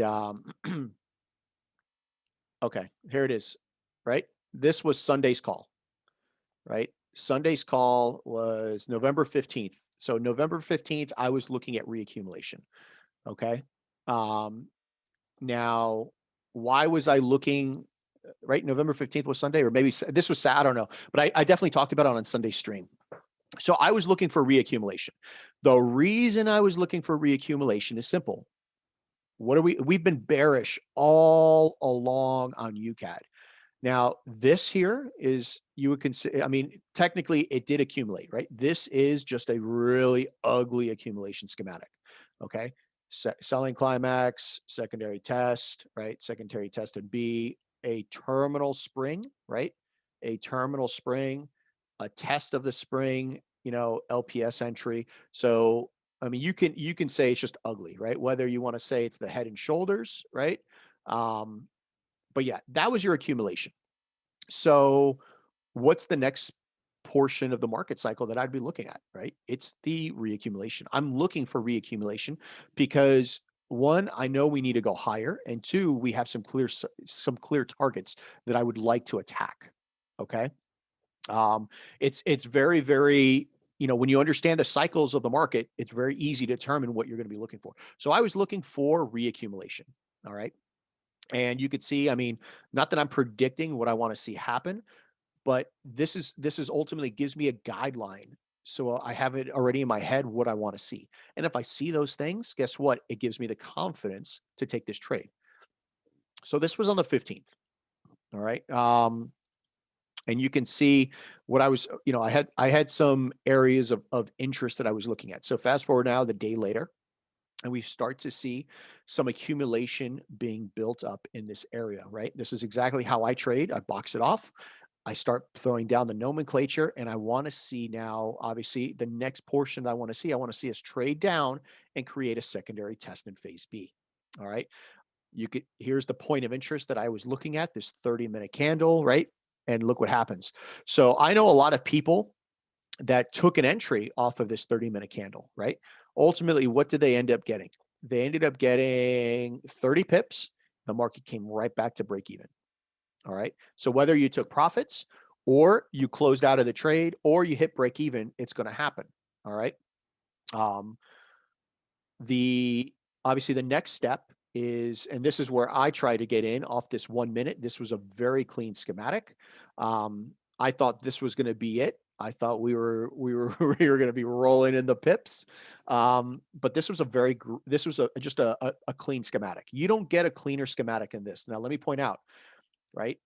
Our secondary test in phase B.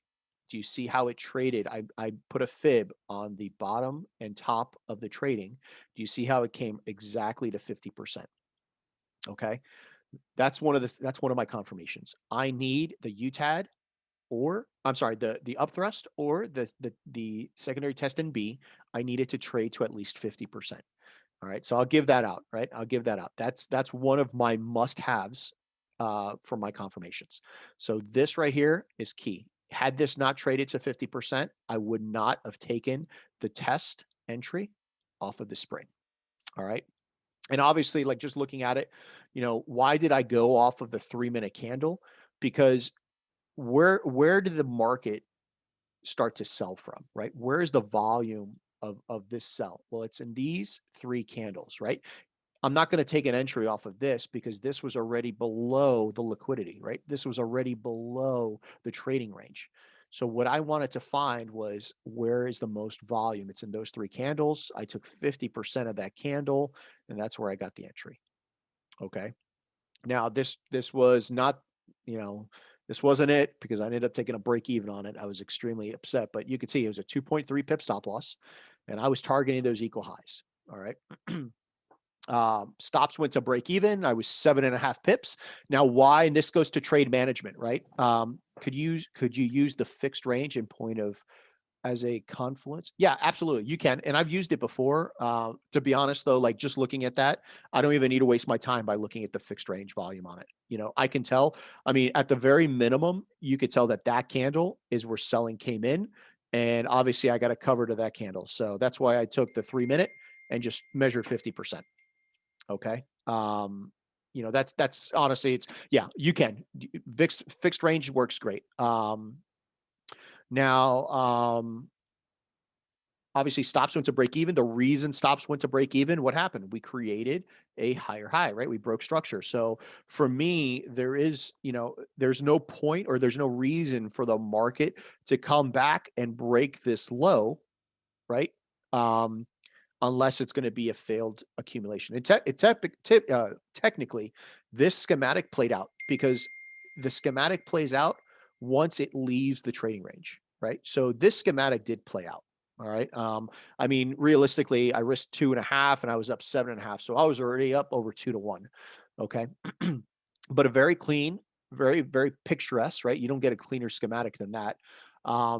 And for me, this was simple, break even. Now, one of the things that I typically do sometimes is I move my stop loss to the bottom of that wick. So it's not a true break even, because what if, and I haven't measured it, but what if when you measure that high and this low, and my entry, because, my entry was right here at 30669, and just say that you go 1 pip in profit at 307, right?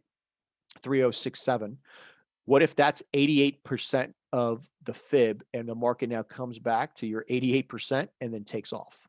So I'm okay personally with going right here and taking a small loss, right? That's just my style of trading. Even on, I don't remember what lot size I used for this, but I know that when it did that, I only lost $45, right? It was only like 45 or $48 that I lost. I'm okay with that, because what I won't be okay with is going to here, right? And taking, say I'm doing like whatever it is, $30 a pip, and I get my $30, right? I pop, it comes back, it hits my break even, I pocket $30, and then this thing takes off to where I would have made $7,000, right? I couldn't live with that, you know?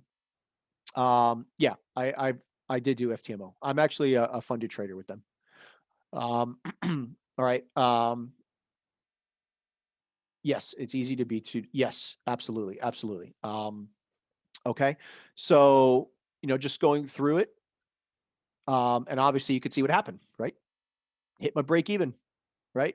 Hit, actually, a correction. It stops her to break even. And my break even was right here, because I actually did not get closed out of it. My break even was right here. And look what happened.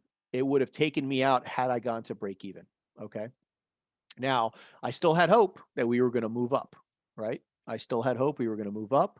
And we ultimately did, right? Obviously, you could see right here, we did move up. And at that point, when we failed, right? When we failed to create the newer high, all right, that's where I went to break even. So as soon as the market came back after this impulse, I went to break even and I got stopped out at break even here. And that's, it is what it is. But you can see we did rally a little higher. And then I tried again off of this 1 minute candle to take the entry. Almost stopped me out. This was a 1.7 or a 1.8 pip stop loss. Okay. Not going too crazy with it. There it is right there. Okay. And then boom. Now at this point, I did go to break even, right? And the reason I went to break even is structure wise. This is where it's very subjective, right? You can say, okay, here's our high, and ultimately, right? Low, high, low, high. So this is structure right here. Okay. Now we failed to do that, but now we made a lower low, right? So as structure goes, we broke below this low. So on the 1 minute, we are bearish. So in order for me to now continue in a bullish market, all right, this potentially is either forming the lower high, okay, or I would need it to break structure. So at this point, I wanted to protect my equity, and I got the impulse that I wanted, right? This impulse right here is what I wanted. So I went to break even. All right. If that makes sense. 1 minute, we did go bearish. I did take the entry, but I wanted to see if we would have just skyrocketed and taken structure, then I would have been a whole lot happier. But I managed this the way I did because I wasn't 100% convinced that this is going to be the move, especially since we broke 1 minute structure. All right. And you could see what happened. I went to break even. We did break structure, right? We broke beautiful structure. I was 23 pips in profit off a 2 pip stop. So I was up 10-1. I did take partials, right? Because I do have a rule that if I'm up 10-1, I do close 25% of the position. And then ultimately what happened, it came right to break even and took me out during London session. All right. So at least I took some profit. But realistically, especially for those that are fairly new to this, this move I got in, I think it was like 10:30 at night. And by the time London opened at 3 a.m., I was up 10-1, so one trading session I was up, and it was only 24 pips. All right. So I'm not one to say, oh man, I love catching thousands of pips, or I don't need thousands of pips. I don't need 100 pips. When people say you only need 10 pips a day, they're right. I only need 10 pips a day because I'm catching them on 1 and 2 pip stop losses. But if you're catching them on a 30 pip stop loss, 10 pips a day ain't going to pay the bills, So that was London session, right? Going back now, I'm trying another attempt, right? Another attempt for this stupid UCAD. Now, for me, what I needed was this, right? I needed us to break above here, right? For me, I'm sorry, I needed us to break above here for me to go to break even, right? Because it just made sense, right? When we're talking about structure, all right, when we're talking about structure, this is the low, all right? And what I wanted to do was now create a new higher high in order for me to go break even. I was targeting this as one of my first targets for 37 pips. It it did not work out as well as I wanted. So I think I ended up taking another break even on this one. But now what do we have on the 30 minute? Now is where we're starting to see some more schematics playing out. All right. So 30 minutes playing out, right? You could see I was up 16.6 pips. I did go to break even. It did come back and take me out at break even. So on the 2 minute, Obviously I'm looking, we had a break of structure on the 2-minute. So I'd be looking to take it off of this 2-minute open. Here's what the 15-minute looks like at the same point. It's a 15-minute open as well. And one of the things I do have is a 50 EMA. I don't trade with the 50 EMA, but a lot of retail traders do. And I look to see potentially where I would be looking to get into this market. So for me, like when I saw this 50 EMA being close to here, I decided not to take this trade. And simply because it made too much sense for retail traders to take an entry here, and probably their stop losses were going to be this. So for me, I wasn't willing to take that trade. So let's just fast forward. This was that attempt that we took right here. All right. So this is one I gave out Tuesday night on my call, right? We had a secondary test. We traded out of the trading range on the 15 minutes. So I'd be looking for that LPS entry, right? Off this 515. Where is it? Bear with me. There it is right there. So break even hit. And the reason I took the break even, we did get a nice reaction during London session, and then immediately came right back. So for me, I like to go to break even, especially if I'm up. On this was a 2 pip, 3 pip, 4 pip. This was a 6 pip stop loss with the 12 pip, with price going 12 pips. So I was up 2-1. At that point, especially with that impulse, I wanted to protect it, right? Because this was, especially this falling knife, I'm not huge on taking those losses. All right. Let's just keep going through this. So here's the 30-minute view. Again, potential spring. What am I looking at here?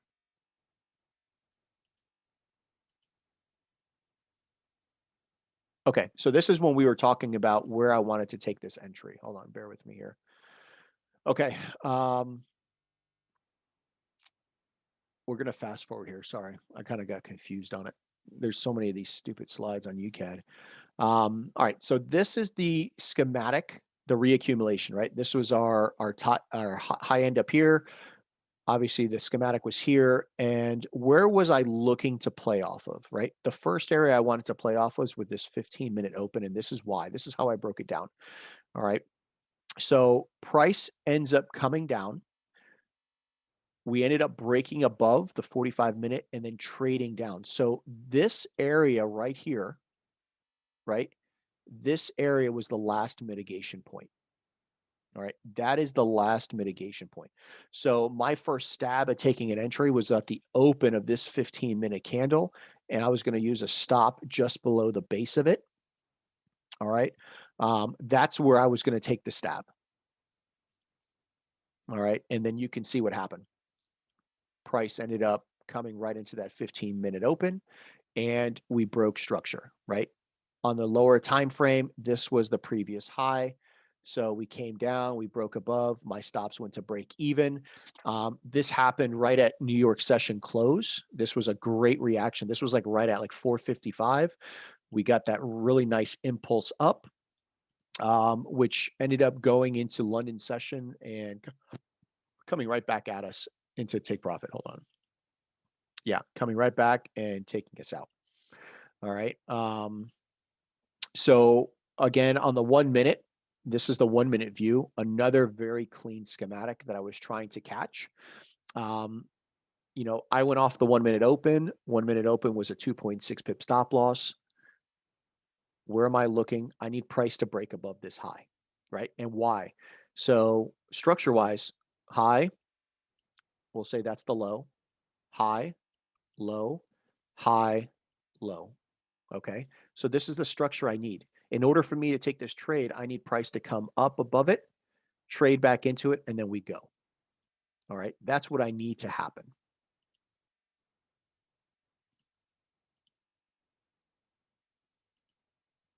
Okay. So here it is. And this is, again, I don't need the candle to close. I just need the intent. So we did come up, right? We did trade out of it. I went off of the 5 minute candle, and as I was looking at it, right, you could see how we did this. This is the 5 minute. Before we even broke, I had that idea of what I was looking at. So this 5 minute candle is where I wanted to take my trade from. That's the 5 minute. We got the confirmation. Price came up, right? Came and then impulsed up. Again, I wanted us to break above to really see that sign that we were going to go higher. At this point, obviously, we're a couple of pips in profit. And one of the things I said was on the 1 minute time frame, you can just see how we are mitigating, right, out of every candle and just walking it up. You could see the staircase going up, right? So I really, at this point, when I saw this price action, there isn't any really inefficient price action for price needing to come back down to mitigate out of. So once we had this impulse, break even it was, right? Break even it was, protect the trade. Oh, my bad. Hold on. Desktop 3. Here we go. Okay. All right. So now let's fast forward to Friday, right? Thursday night, Friday. I was looking at that 5 minute candle, right? I was looking at that 5 minute candle for my entry because we had those equal lows down here, right? And it just made sense for us to do that. All right. Bear with me.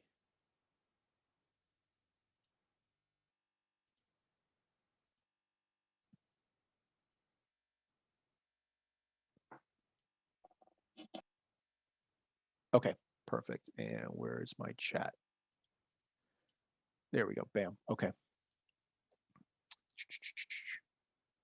Yeah. No, I hear you, man. I hear you.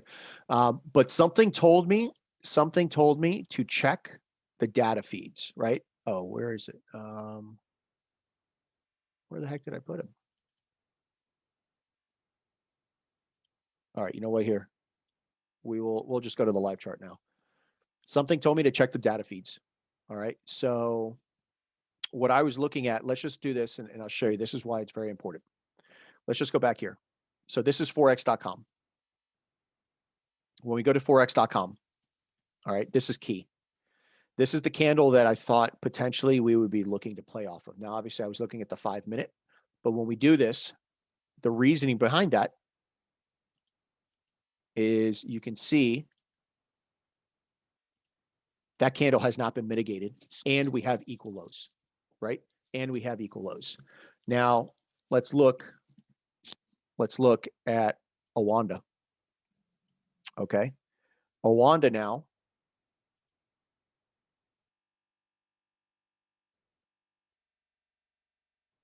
Awanda, where's replay mode? Let's go to the 1 minute. When we look at Awanda, right? This is obviously on the 5 minute, right? On the 5 minute. This is your sell to buy candle, right? All of this price volume right here is where they sold and then turned around and bought. All right. So do you see that same candle? How it was perfectly mitigated? So at that point, from here, that is that last point that needs mitigation, right? Then you can see we impulse up, and what happens here? Whatever happened here is now mitigated from whatever that move was. When we come here, right? This is that last point. Obviously, whatever this was is now mitigated, right? So this is our last point. This is our last hurrah. All right. This is the point of no return. So I personally went off that 1 minute candle. My stop loss was right here. All right. Just below that wick. That's where I played it. All right. And that's why I played it. So now let's fast forward and you can see where the entry was. Right. Entry was right here. And as we're coming into it, right, as we're coming into it, it actually even built a schematic coming into it. Right. You can look and we can say, hold on.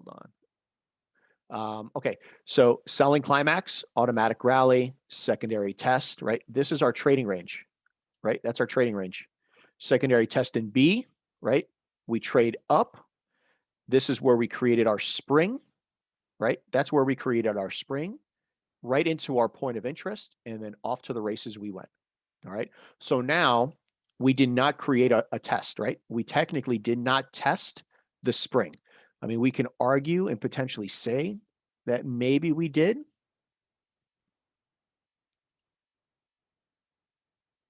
Let me just look at this 15-minute. Right? We can argue potentially if we look at the 30-minute that maybe, yeah, no, we didn't.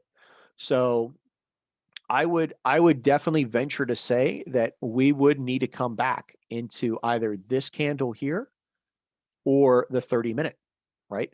So that is why me personally, I took off as soon as we broke this high, I took off some of the position on UCAD, and I'll be looking for another entry. Oh, off the 15-minute. That's what I got.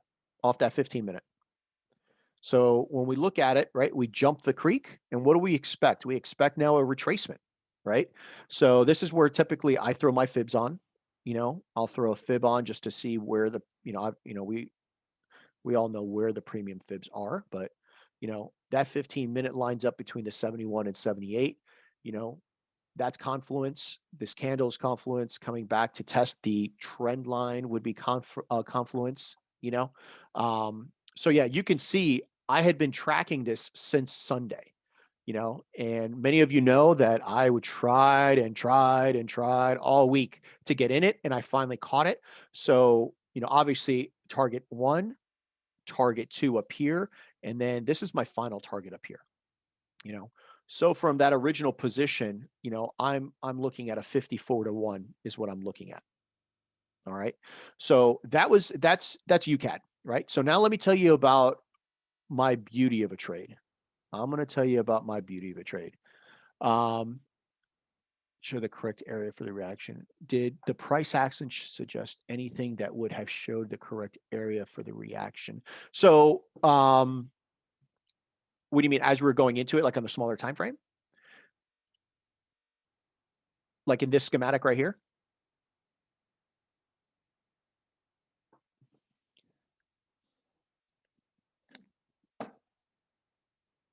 I'll look at GU in a minute. Okay.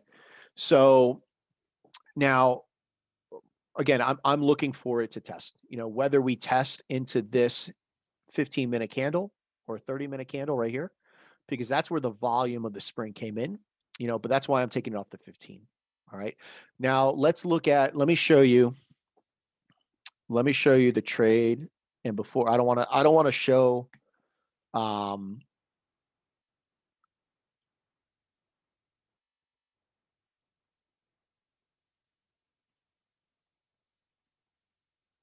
okay. I don't want to show all of, the thing, because I want to see if you guys can identify it.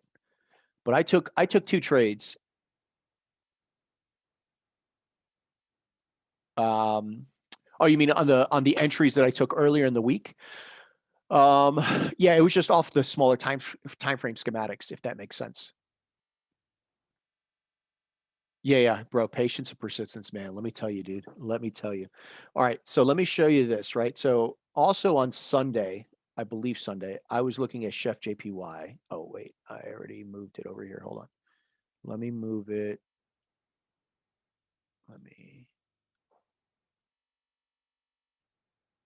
Charts. Wyckoff accumulate. All right. So when we're looking at Chef JPY, can anyone tell me what they see here while I'm pulling up my chart? Accumulation. All right. Do you guys see an entry? Because I'll tell you right now, this is probably test of the spring. Very good. Yes. Absolutely. You want to know how crazy of a stop, crazy of an entry this was? So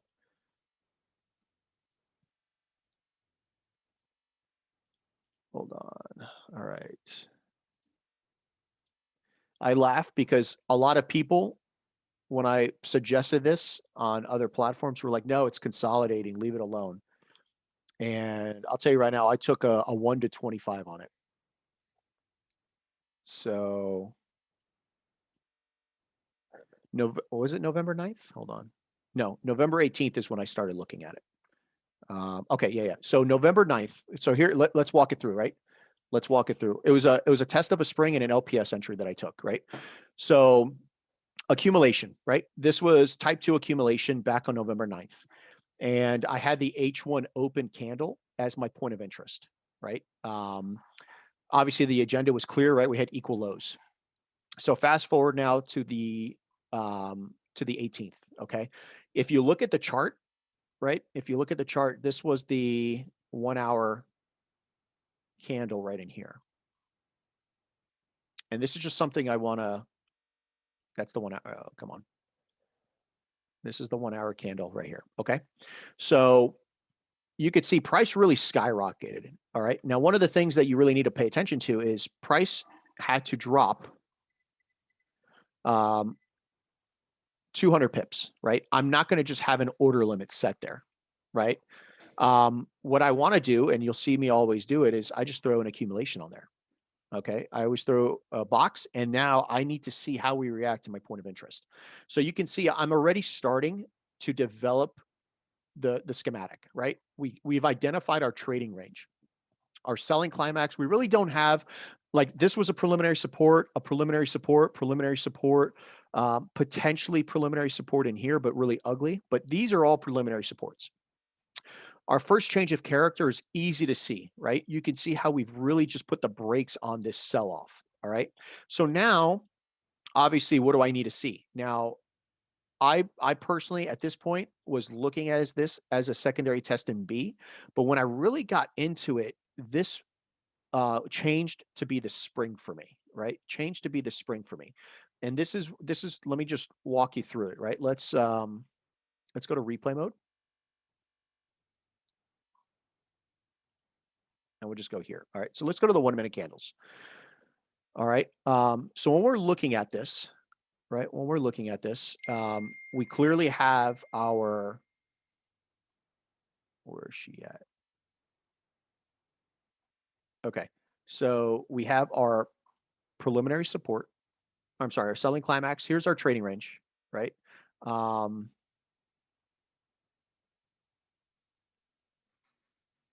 This is our trading range. Okay. Originally, this is where I was looking for our selling climax and our automatic rally, and then this was going to be our secondary test, right? I truly didn't like how that was really playing out. Hold on, give me a sec. Bear with me 1 second. Let me, come on. There we go. Okay, here we go. Bear with me. Come on, mouse.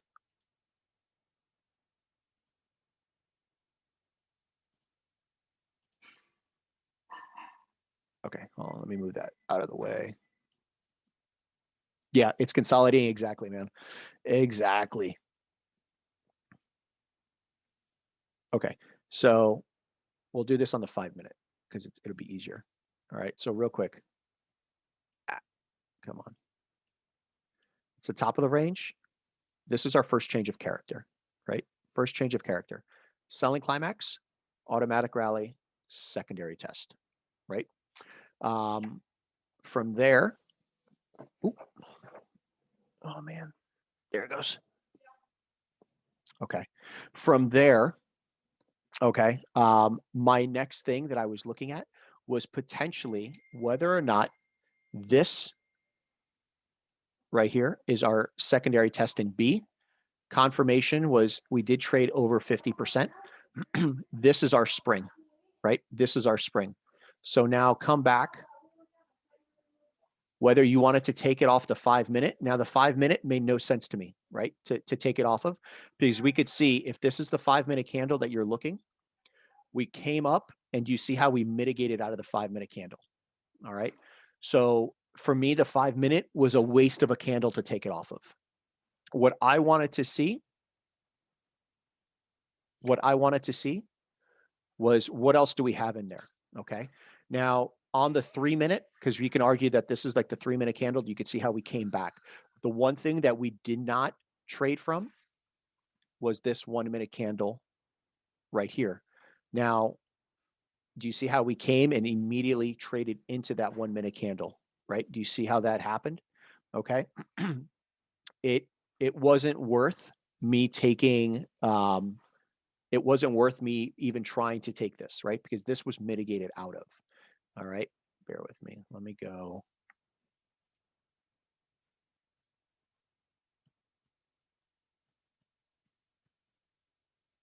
We go to replay mode here.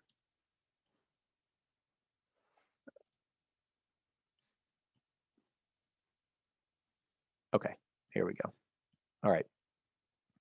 So the 5 minute, the 1 minute, all of this was evenly traded. The only thing, right? The only thing that I could potentially do on this, and this is one of those ones where sometimes I'll put like a really small risk, which I did. I only risked 125 bucks on my account for this. All right. So I took it off of the 50% of that 1 minute candle. And my stop loss was right here. All right. So this was a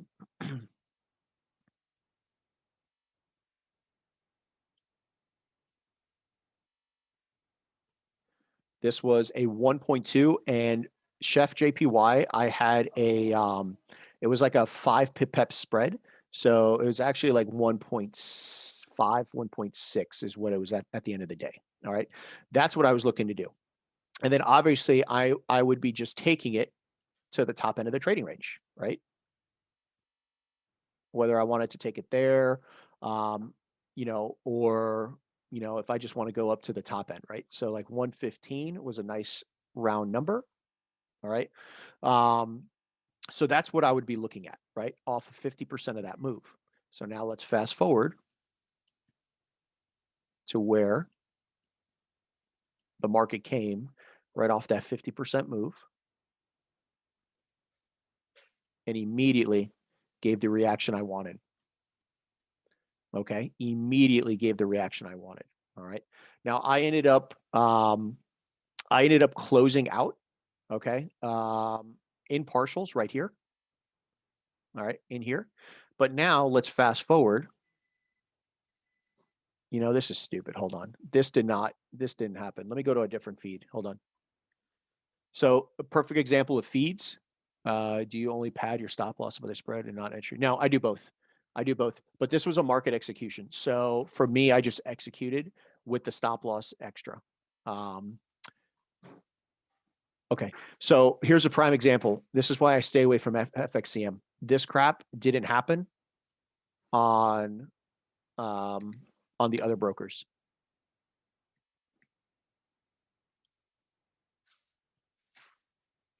Yeah, that crap didn't happen on the other brokers. Okay.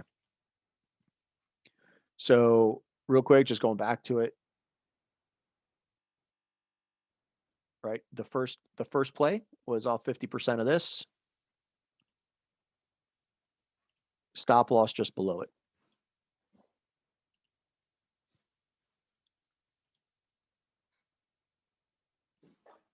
Okay. Stop loss just below it.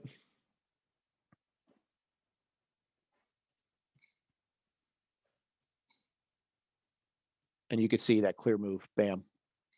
So I caught that during New York session. And now this now becomes, if this is the spring, this now is my next point of interest that I'm looking for an entry. We have clear imbalance, right? Clear imbalance. And we have this 1 minute candle that I'd be looking at. So in this case, right? Entry, stop loss at the wick. And you can see how that played out right there. So my second entry was the LPS entry. This was about a 2.5 pip. So with my stop loss, it was about 3. And again, I took it up to 1. I took it to the top of the range.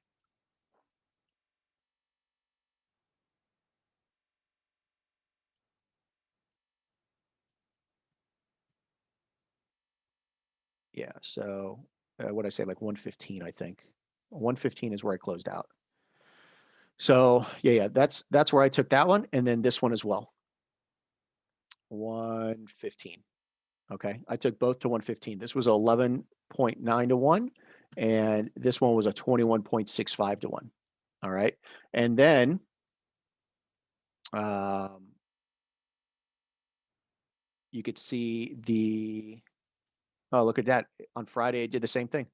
Came right back down into it. I'm curious to see what we're going to do with that. But yeah, so those were the two plays. Those were my two plays. Which candle? The first one? Why I didn't take this one right here? The 50%? Is that the one you want? Yep. Okay. So let's look at it, right? So originally, and we'll go to replay mode. So you have to ask yourself, I always start from a higher candle, right? Because you have to ask, do you want to catch a ridiculous risk to reward, or do you want to be in the trade? All right. So if your bias is correct, a perfect example is how many people miss the UCAT trade by 1 pip, right? By 1 pip. So when I look at the 5-minute candle, right, we can say without a doubt that this is the spring candle, right? We can, without a doubt, that is the candle that took whatever liquidity was here. This is the candle that enticed sellers. That 5-minute candle right there is the end all be all. Okay. But now when we look at the 5-minute candle, okay, price breaks above, and let's just go to where it mitigates out. Okay.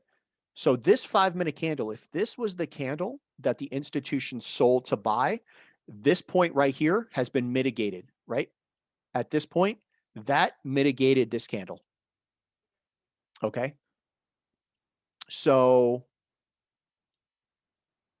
for me now, I just go down the list. I go, okay, well, what's the 3-minute look like? Well, the 3-minute candle has been mitigated out of, because we bought up and then came back down into it. So this 3-minute candle is ultimately been mitigated out of.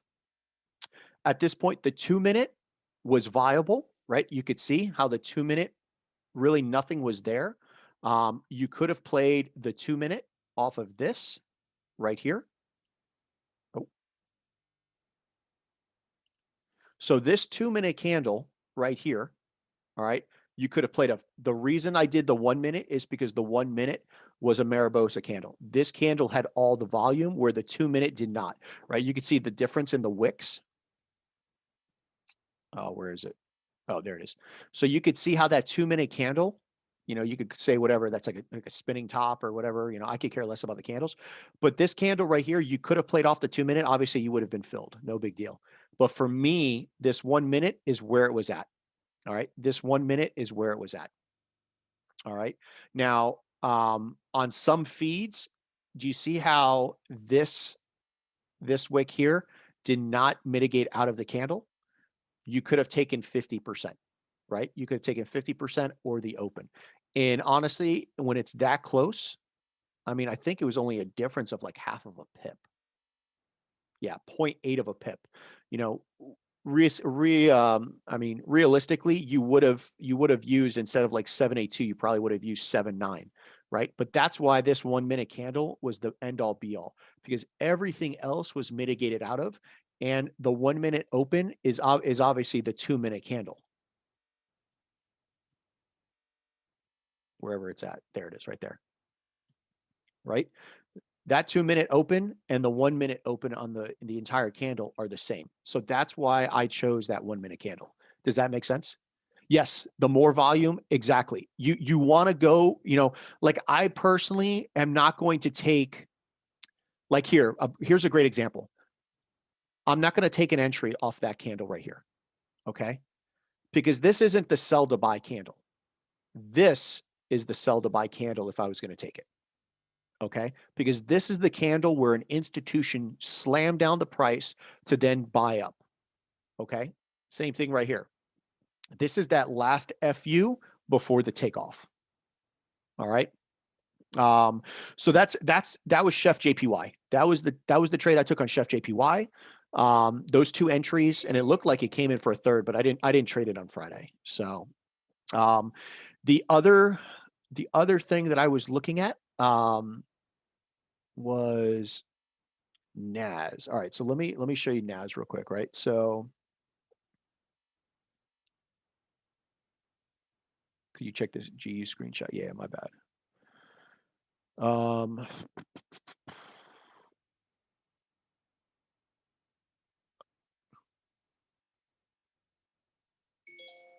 right, hold on. So this was, when was this? Is this like current price action?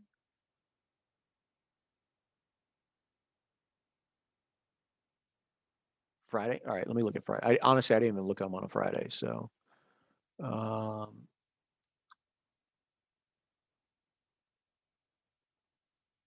was it right in here?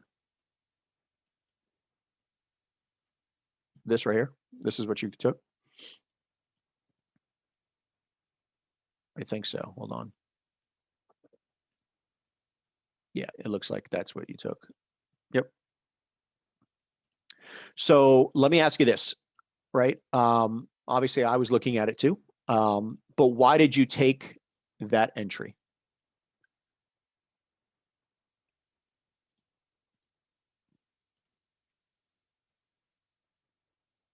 Just out of curiosity. Okay. So, all right. The order flow was bullish. Yeah, I mean, I agree with you. The order flow was bullish. I mean, I was looking for buys too. The only reason, so here, let me just take you through my process that I was looking at. Right. And this is something that I spoke about on Thursday to everybody in our group. Yeah, I mean, we became bullish back here, right?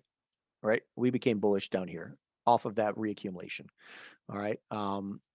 And one of the things that I wanted to see was trend line traders, right? We broke the trend line, right? All the shenanigans. This on structure, give me a second here. High, low, high. Yeah, okay. So the fact that we did not take this low right here, which on structure really didn't mean much, but the fact that we didn't take this low is why I was looking at buys. I know a couple of people were looking at sells because it broke this low. Like ideally how they looked at it was this, right? They said, and this is why you just have to, like, structure is key. All right. Like this was the high, it made a low, it made a lower high, and then it made a lower low. For me, though, this is all noise, right? This is all noise. So what I ideally was looking at was an entry, but I personally, yeah, I didn't take it because I wanted a higher break of structure. So let me look at. So what time frame? Yeah, no, absolutely. I agree with you. It's bullish. I was looking at G for bullishness. I was targeting these equal highs right up here. What was the confirmation for your entry though? Like why did you obviously took it off this candle here?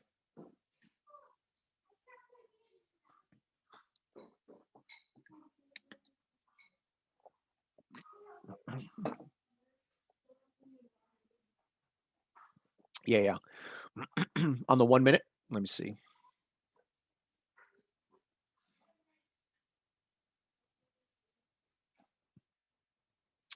Yeah.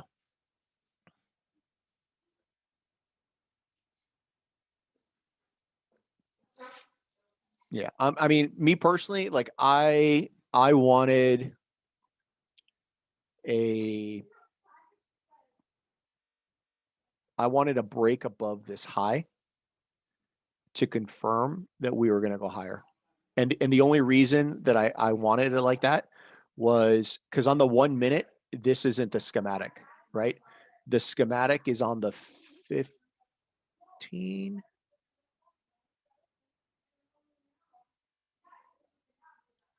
Yeah. So like when I look at this right here is a schematic, absolutely. That's your trading range, right? This right here was ugly for me. So that's why I didn't take it. And if we're going off the 15 minute, right? The 15 minute. So I'd have to see what the structure was doing there, but just off of this was the low, the high, the low. So I would have, obviously you could see the different structure points. I would have needed something. I'd have to look at the lower time frame. Hold on.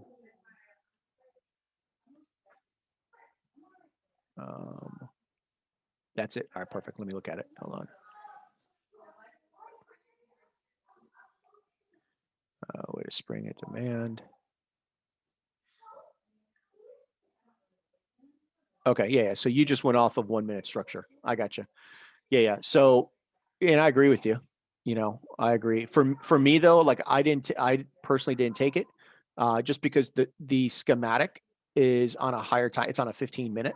So even on a 5-minute, right? On a 5-minute, when we were building this, I was looking. Actually, this is the line I needed right here. Yeah, this line right here that I have, that's where I wanted us to break above, and which we did.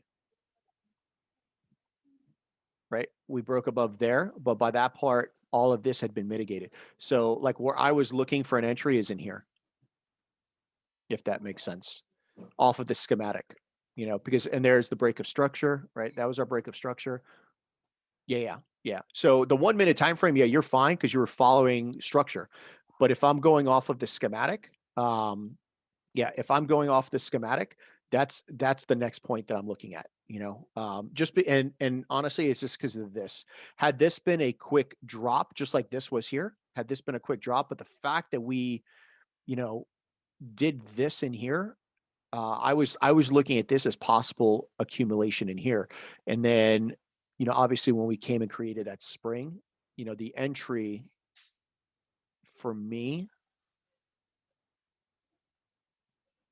the entry, as soon as this happened right here, as soon as we broke that, the entry would have been into this yellow candle, which happened right here. Okay. No, listen, I catch 1 minute schematics all the time. I personally love the 1 minute schematic, but on the 1 minute, you know, this wasn't the cleanest schematic, um, this right here, the fact that we just chopped up and down, testing supply and demand gave me not a really nice feeling that I wanted to take, you know. Like if you look, what was it, this stupid thing? Yeah. Here it is right here. So I caught this right here. This was US 30. And it turned into obviously redistribution. Right? For anybody that was looking for redistribution. So it just so happened that I closed out prior to, this happened when this came into entry was at 348 and the market closed in 12 minutes. Okay.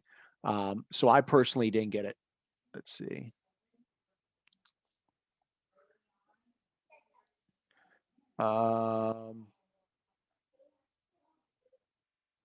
Yeah, no. On the one, I mean, on the 1 minute, you could definitely have seen it like that. Yep, absolutely.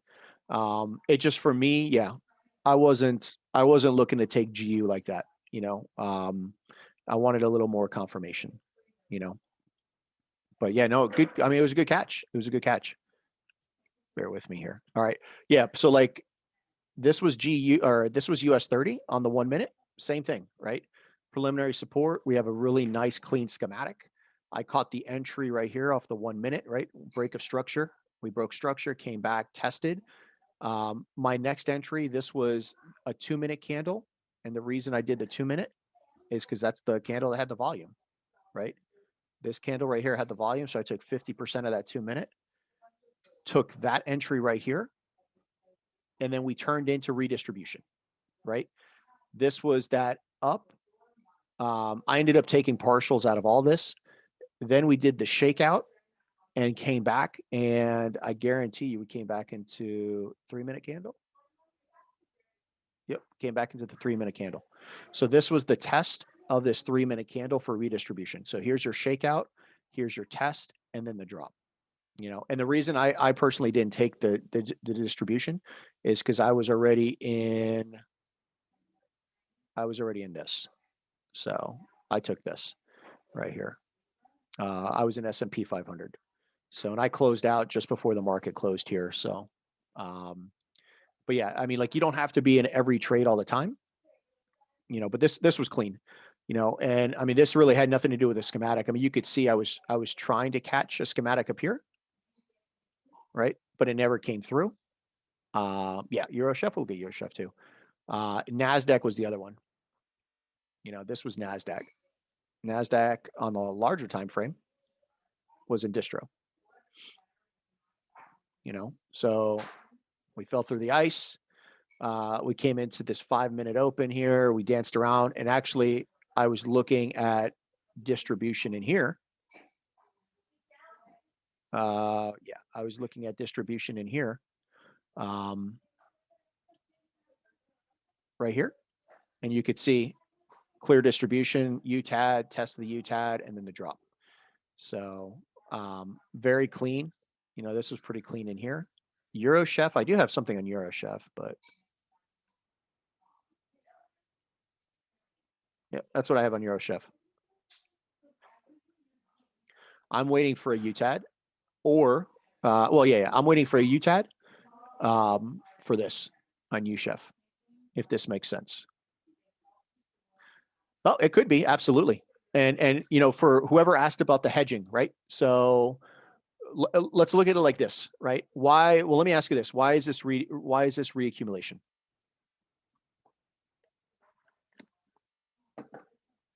Initially, you had distribution, yeah, but you haven't.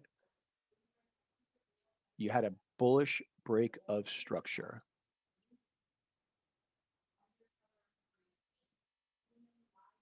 Where's your bullish break of structure? Here, let's look at structure, right? Let's look at structure.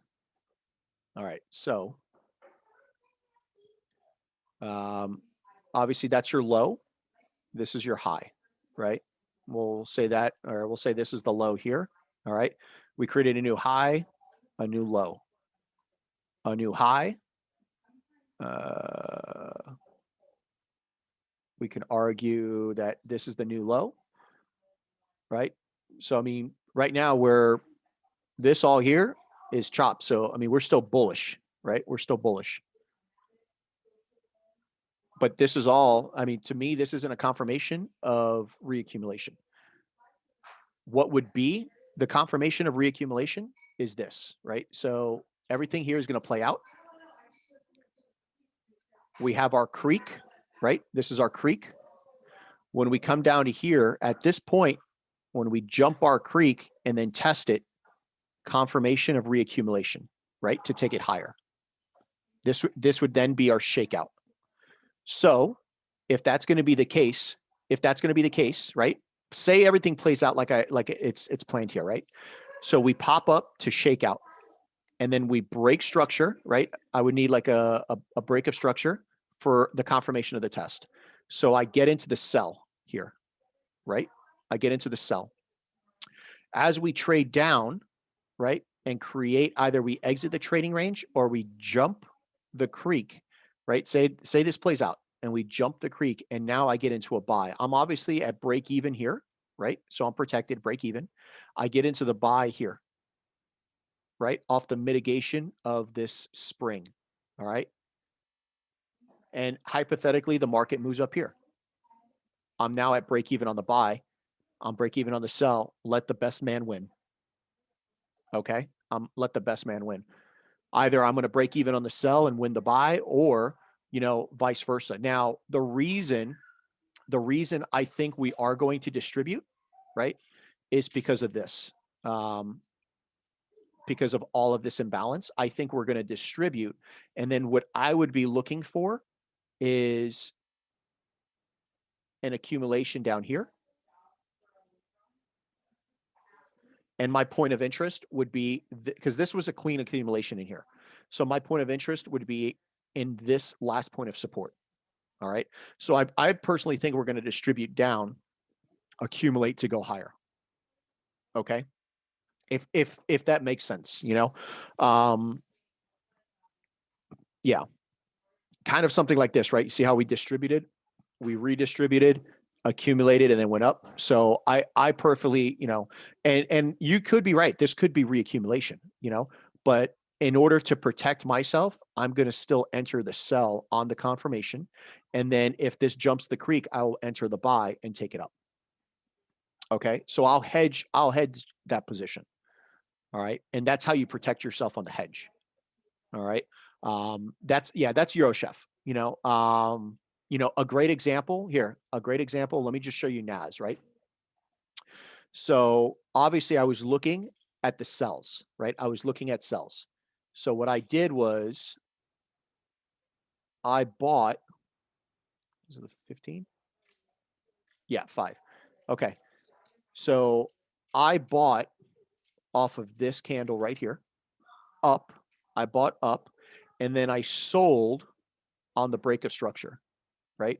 So I sold, actually, no, correction. I was already in the sell from up here.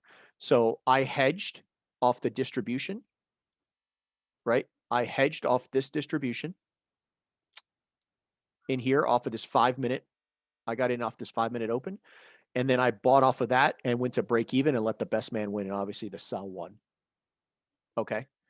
So that's how you just have to look at it.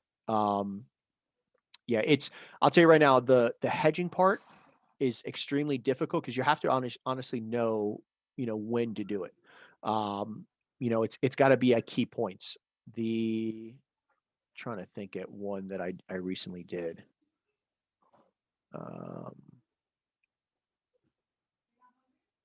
Bear with me.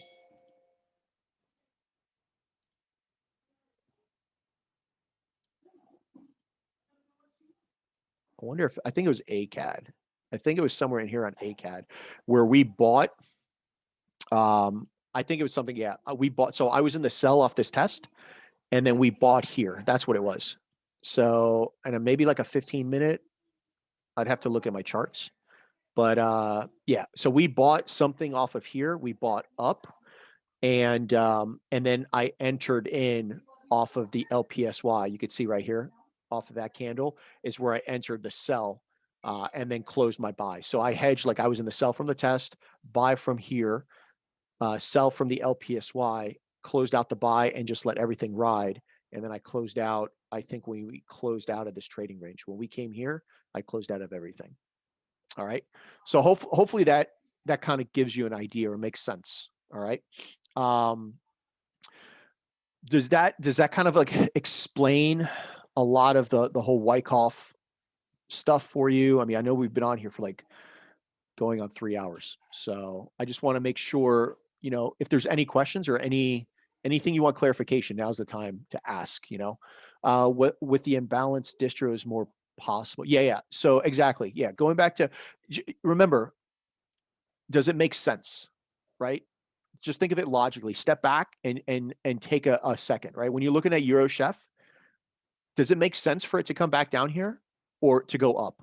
I mean, we're bullish, absolutely we're bullish, but it makes sense for us to at least 50% of this, right? At least 50%.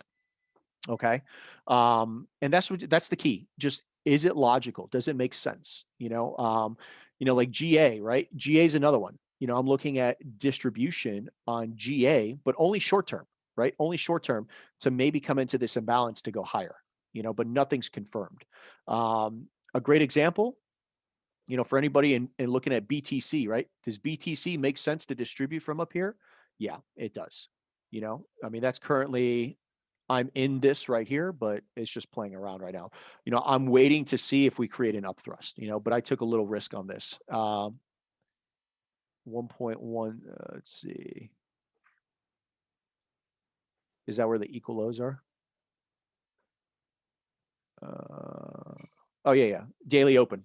That's what I got marked. It's the daily open. Yeah, the daily open. How do I determine which pairs to for the week? So I haven't done it yet. I'm going to do it tomorrow, but I clean out everything out of my order and my watch list, right? And then really what I do is I just start in alphabetical order. I come on a 1 hour chart and I look to see what's going on, So like ACAD is at an interesting area because we're back in another supply area. So I'm going to keep this on there. A chef, um, you know, like obviously I want to buy from here. It looks like potential distribution. So maybe I'll keep that on there. AJ, obviously AJ is coming into this imbalance. I potentially would just put an alert at these equal lows and keep that off my watch list. I mark up every chart, and then just if something looks clean, right? That's what I want to see. AN, right? Look at the weekly. I did this on the weekly. So what did I want to see back when I did this? I want to see it come all the way down. So I'll potentially be looking at AN for like reaccumulation, which actually looks like it's doing right there. So I kind of just do this. I'll go through all the pairs. It takes me about an hour, hour and a half, potentially accumulation there. And I already have it on my watch list. So, and I just go through every pair, if, if I want to see something, happen, that was a nice trade right there, man. That was a nice trade. Yeah. So I just go through every pair, I don't limit myself. And I mean, you could see last week, my watch list was pretty heavy and my order list was even bigger, right? Obviously, a lot of these are duplicate pairs because I have multiple pairs, like multiple feeds that I look at. But yeah, that's how I do it. Hold on, let me catch up here. How do you always mark up? No. For me, I don't mark up. For me, the 1 hour chart is where I look. And then I'll go and do a top down analysis from the monthly down if I like what I see. So like there's no point in, like a perfect example. If I would have seen this on the 1 hour chart, say like we were right here and I started to see double tops, then I'm like, all right, you know what? AU is interesting, potential distribution. We're at an area where it would distribute and I'll do a top down and then I start marking up what makes relevance, But for me, the 1 hour chart, I just find it's easier for me to come to a 1 hour chart and I can start to see, all right, where are we in market cycles? Obviously we're at the top end of this market cycle here. We have equal highs, I'd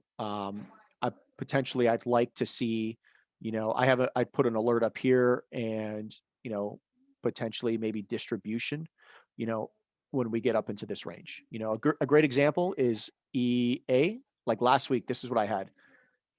Right? You can see I have an alert down here, an alert up here. We're in this is a 4 hour accumulation, right? 4 hour accumulation, or it could be redistribution when we get to phase D, but for now, reaccumulation. So what do I have? Accumulation, distribution up here. I could care less what goes on in the middle. At this point, it's not worth me trying to get a redistribution to come down. I'll just wait it out. And when my alerts go off, then I'll look at it again. I was trying to catch some distribution earlier this week when we were up at the top end, but it didn't do anything. Right? I was looking for some redistribution in here, but didn't do it. All right. Yep, it mitigated and ran. Exactly. So I was looking at it. What do you say? I'll look at that. Could I get a look at EJ again, if you don't mind? I want to compare my schema. Yeah. Hold on.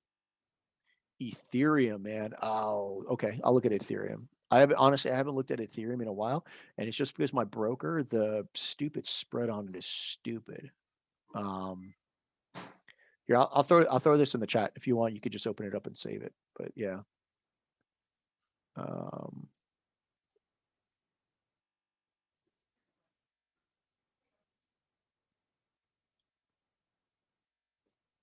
Hold on. There you go. Oh, I doubled it.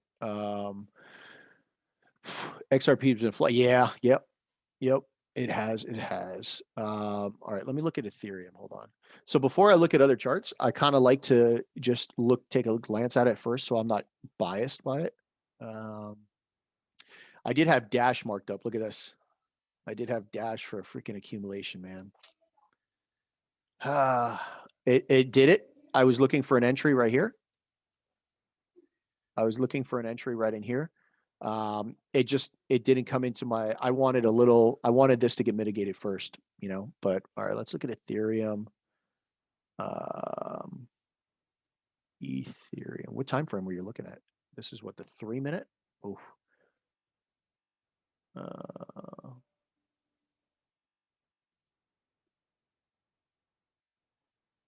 Oh, there's your reaccumulation right here. That is your reaccumulation right there. That was the shakeout, and you had your creek. I don't know. See, the only thing that sucks about some of these lower time frames on this is the data feed is just horrible. You're in it. Awesome. Awesome. I had this. Don't get me started on XRP, man. You could see I've been trying to catch a buy. I still have my buy order sitting right here off this H1 on XRP. She left without me. That H1 right here. That H1 is where I had my order. Equal lows. I wanted the drop, man. I wanted the drop. And then this was really good reaccumulation in here. You could see I had my order or my alert. I deleted the markup because it just flew, but it never came back to mitigate. This was the reaccumulation right here. It never came back to mitigate, so it is what it is, all right. Any other questions? Because if not, I'm going to call it a day. It was fun. Hopefully I answered some questions or shed some light on some stuff. Some advice I can give you is when you're bored, just mark up charts in Wyckoff and try to find the schematics, right? I'll tell you right now, like one of the things I did, like you can go and, here, go to BTC, and there was a really good schematic or what? Oh yeah, this was a good schematic that we sold. This was a good right in here. Like this is stuff you can train your eye on. If you're on a 1 hour or 4 hour, this is accumulation. Go in there and see where the buy was. Obviously, look, I still have it on there. The H4 open. That was my buy off that H4 open. Just go in there and you can find the schematics, and then just go in replay mode and see where you would play it off of. No, so I'm not going to post this recording. I'm not. There's some stuff that I don't want get out on like the web and stuff, But yeah, it's I'll answer any questions, no big deal, But I won't post this on YouTube or anything. But the one thing I can do is tell you, go back and just find anything. Like you can go on any chart, just pick a random chart. That's what I started doing. I went and just picked a random chart, and then go on like the 1 hour. Because for me, it's easy now to see on the 1 hour, but obviously go here, box it off, go into replay mode, right? Actually go a little further back. Go to the start of it. This is how I did it. Go to the first change of character, right? You come into it, box it off, mark it up, maybe go down to like a 15-minute to make it a little cleaner, and then just go into play, right? Go into play mode, and then just start to back test it. Start to back test where you would mark up and how you would do it. The other thing that I did, like I said, I screenshotted. Let me show you what I did. I screenshotted.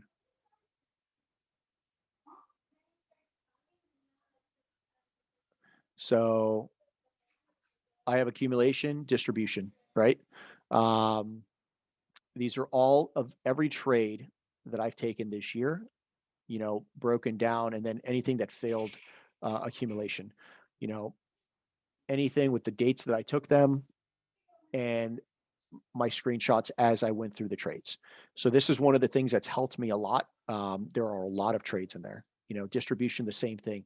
Every pair that I've traded, the dates that I've traded them. Oh, that one's ugly. Hold on. And just that's one of the things that that I did it. Which time frame is best to back test on? So like I can't tell you that because I don't know the real answer. I can tell you that what I did was I would go back and find a particular entry, like right here. Like you could possibly come in here and then go to a 1 minute time frame, and I guarantee you there's some accumulation that occurred. Oh man, I don't even know what I did in there. Look at that. There's some Oh, I can't go that far. Obviously when you get to the smaller time frames, the data feed is really limited on some of the stuff. but yeah, I can tell you that, you know, start on the higher time frame because it's easier to spot a higher time frame, schematic. USD Swiss franc, very easy. Like you can come back here and you can see the H4 accumulation that happened here, right? Um, you can go and you can see these accumulations and play them out on the H4. Obviously the stop losses that you would use are going to be higher, but the schematic is still what you're looking at. Okay, is still what you're looking at. So, but yeah, like I said, hopefully that answers some questions. You know, I'll try to do another one of these. You know, maybe like next week or the week after. I'm kind of winding down my trading for the year, so I'll have a little extra time. But yeah, if there's no other questions, I will, reach out to me on the Discord. If you're not in the Discord, definitely reach out to somebody on it and we'll throw you in it. And like I said, you can find me on Instagram at Fibs and Profits. Just message me. I'll be happy to answer any questions. And that being said, man, I will definitely see everybody later.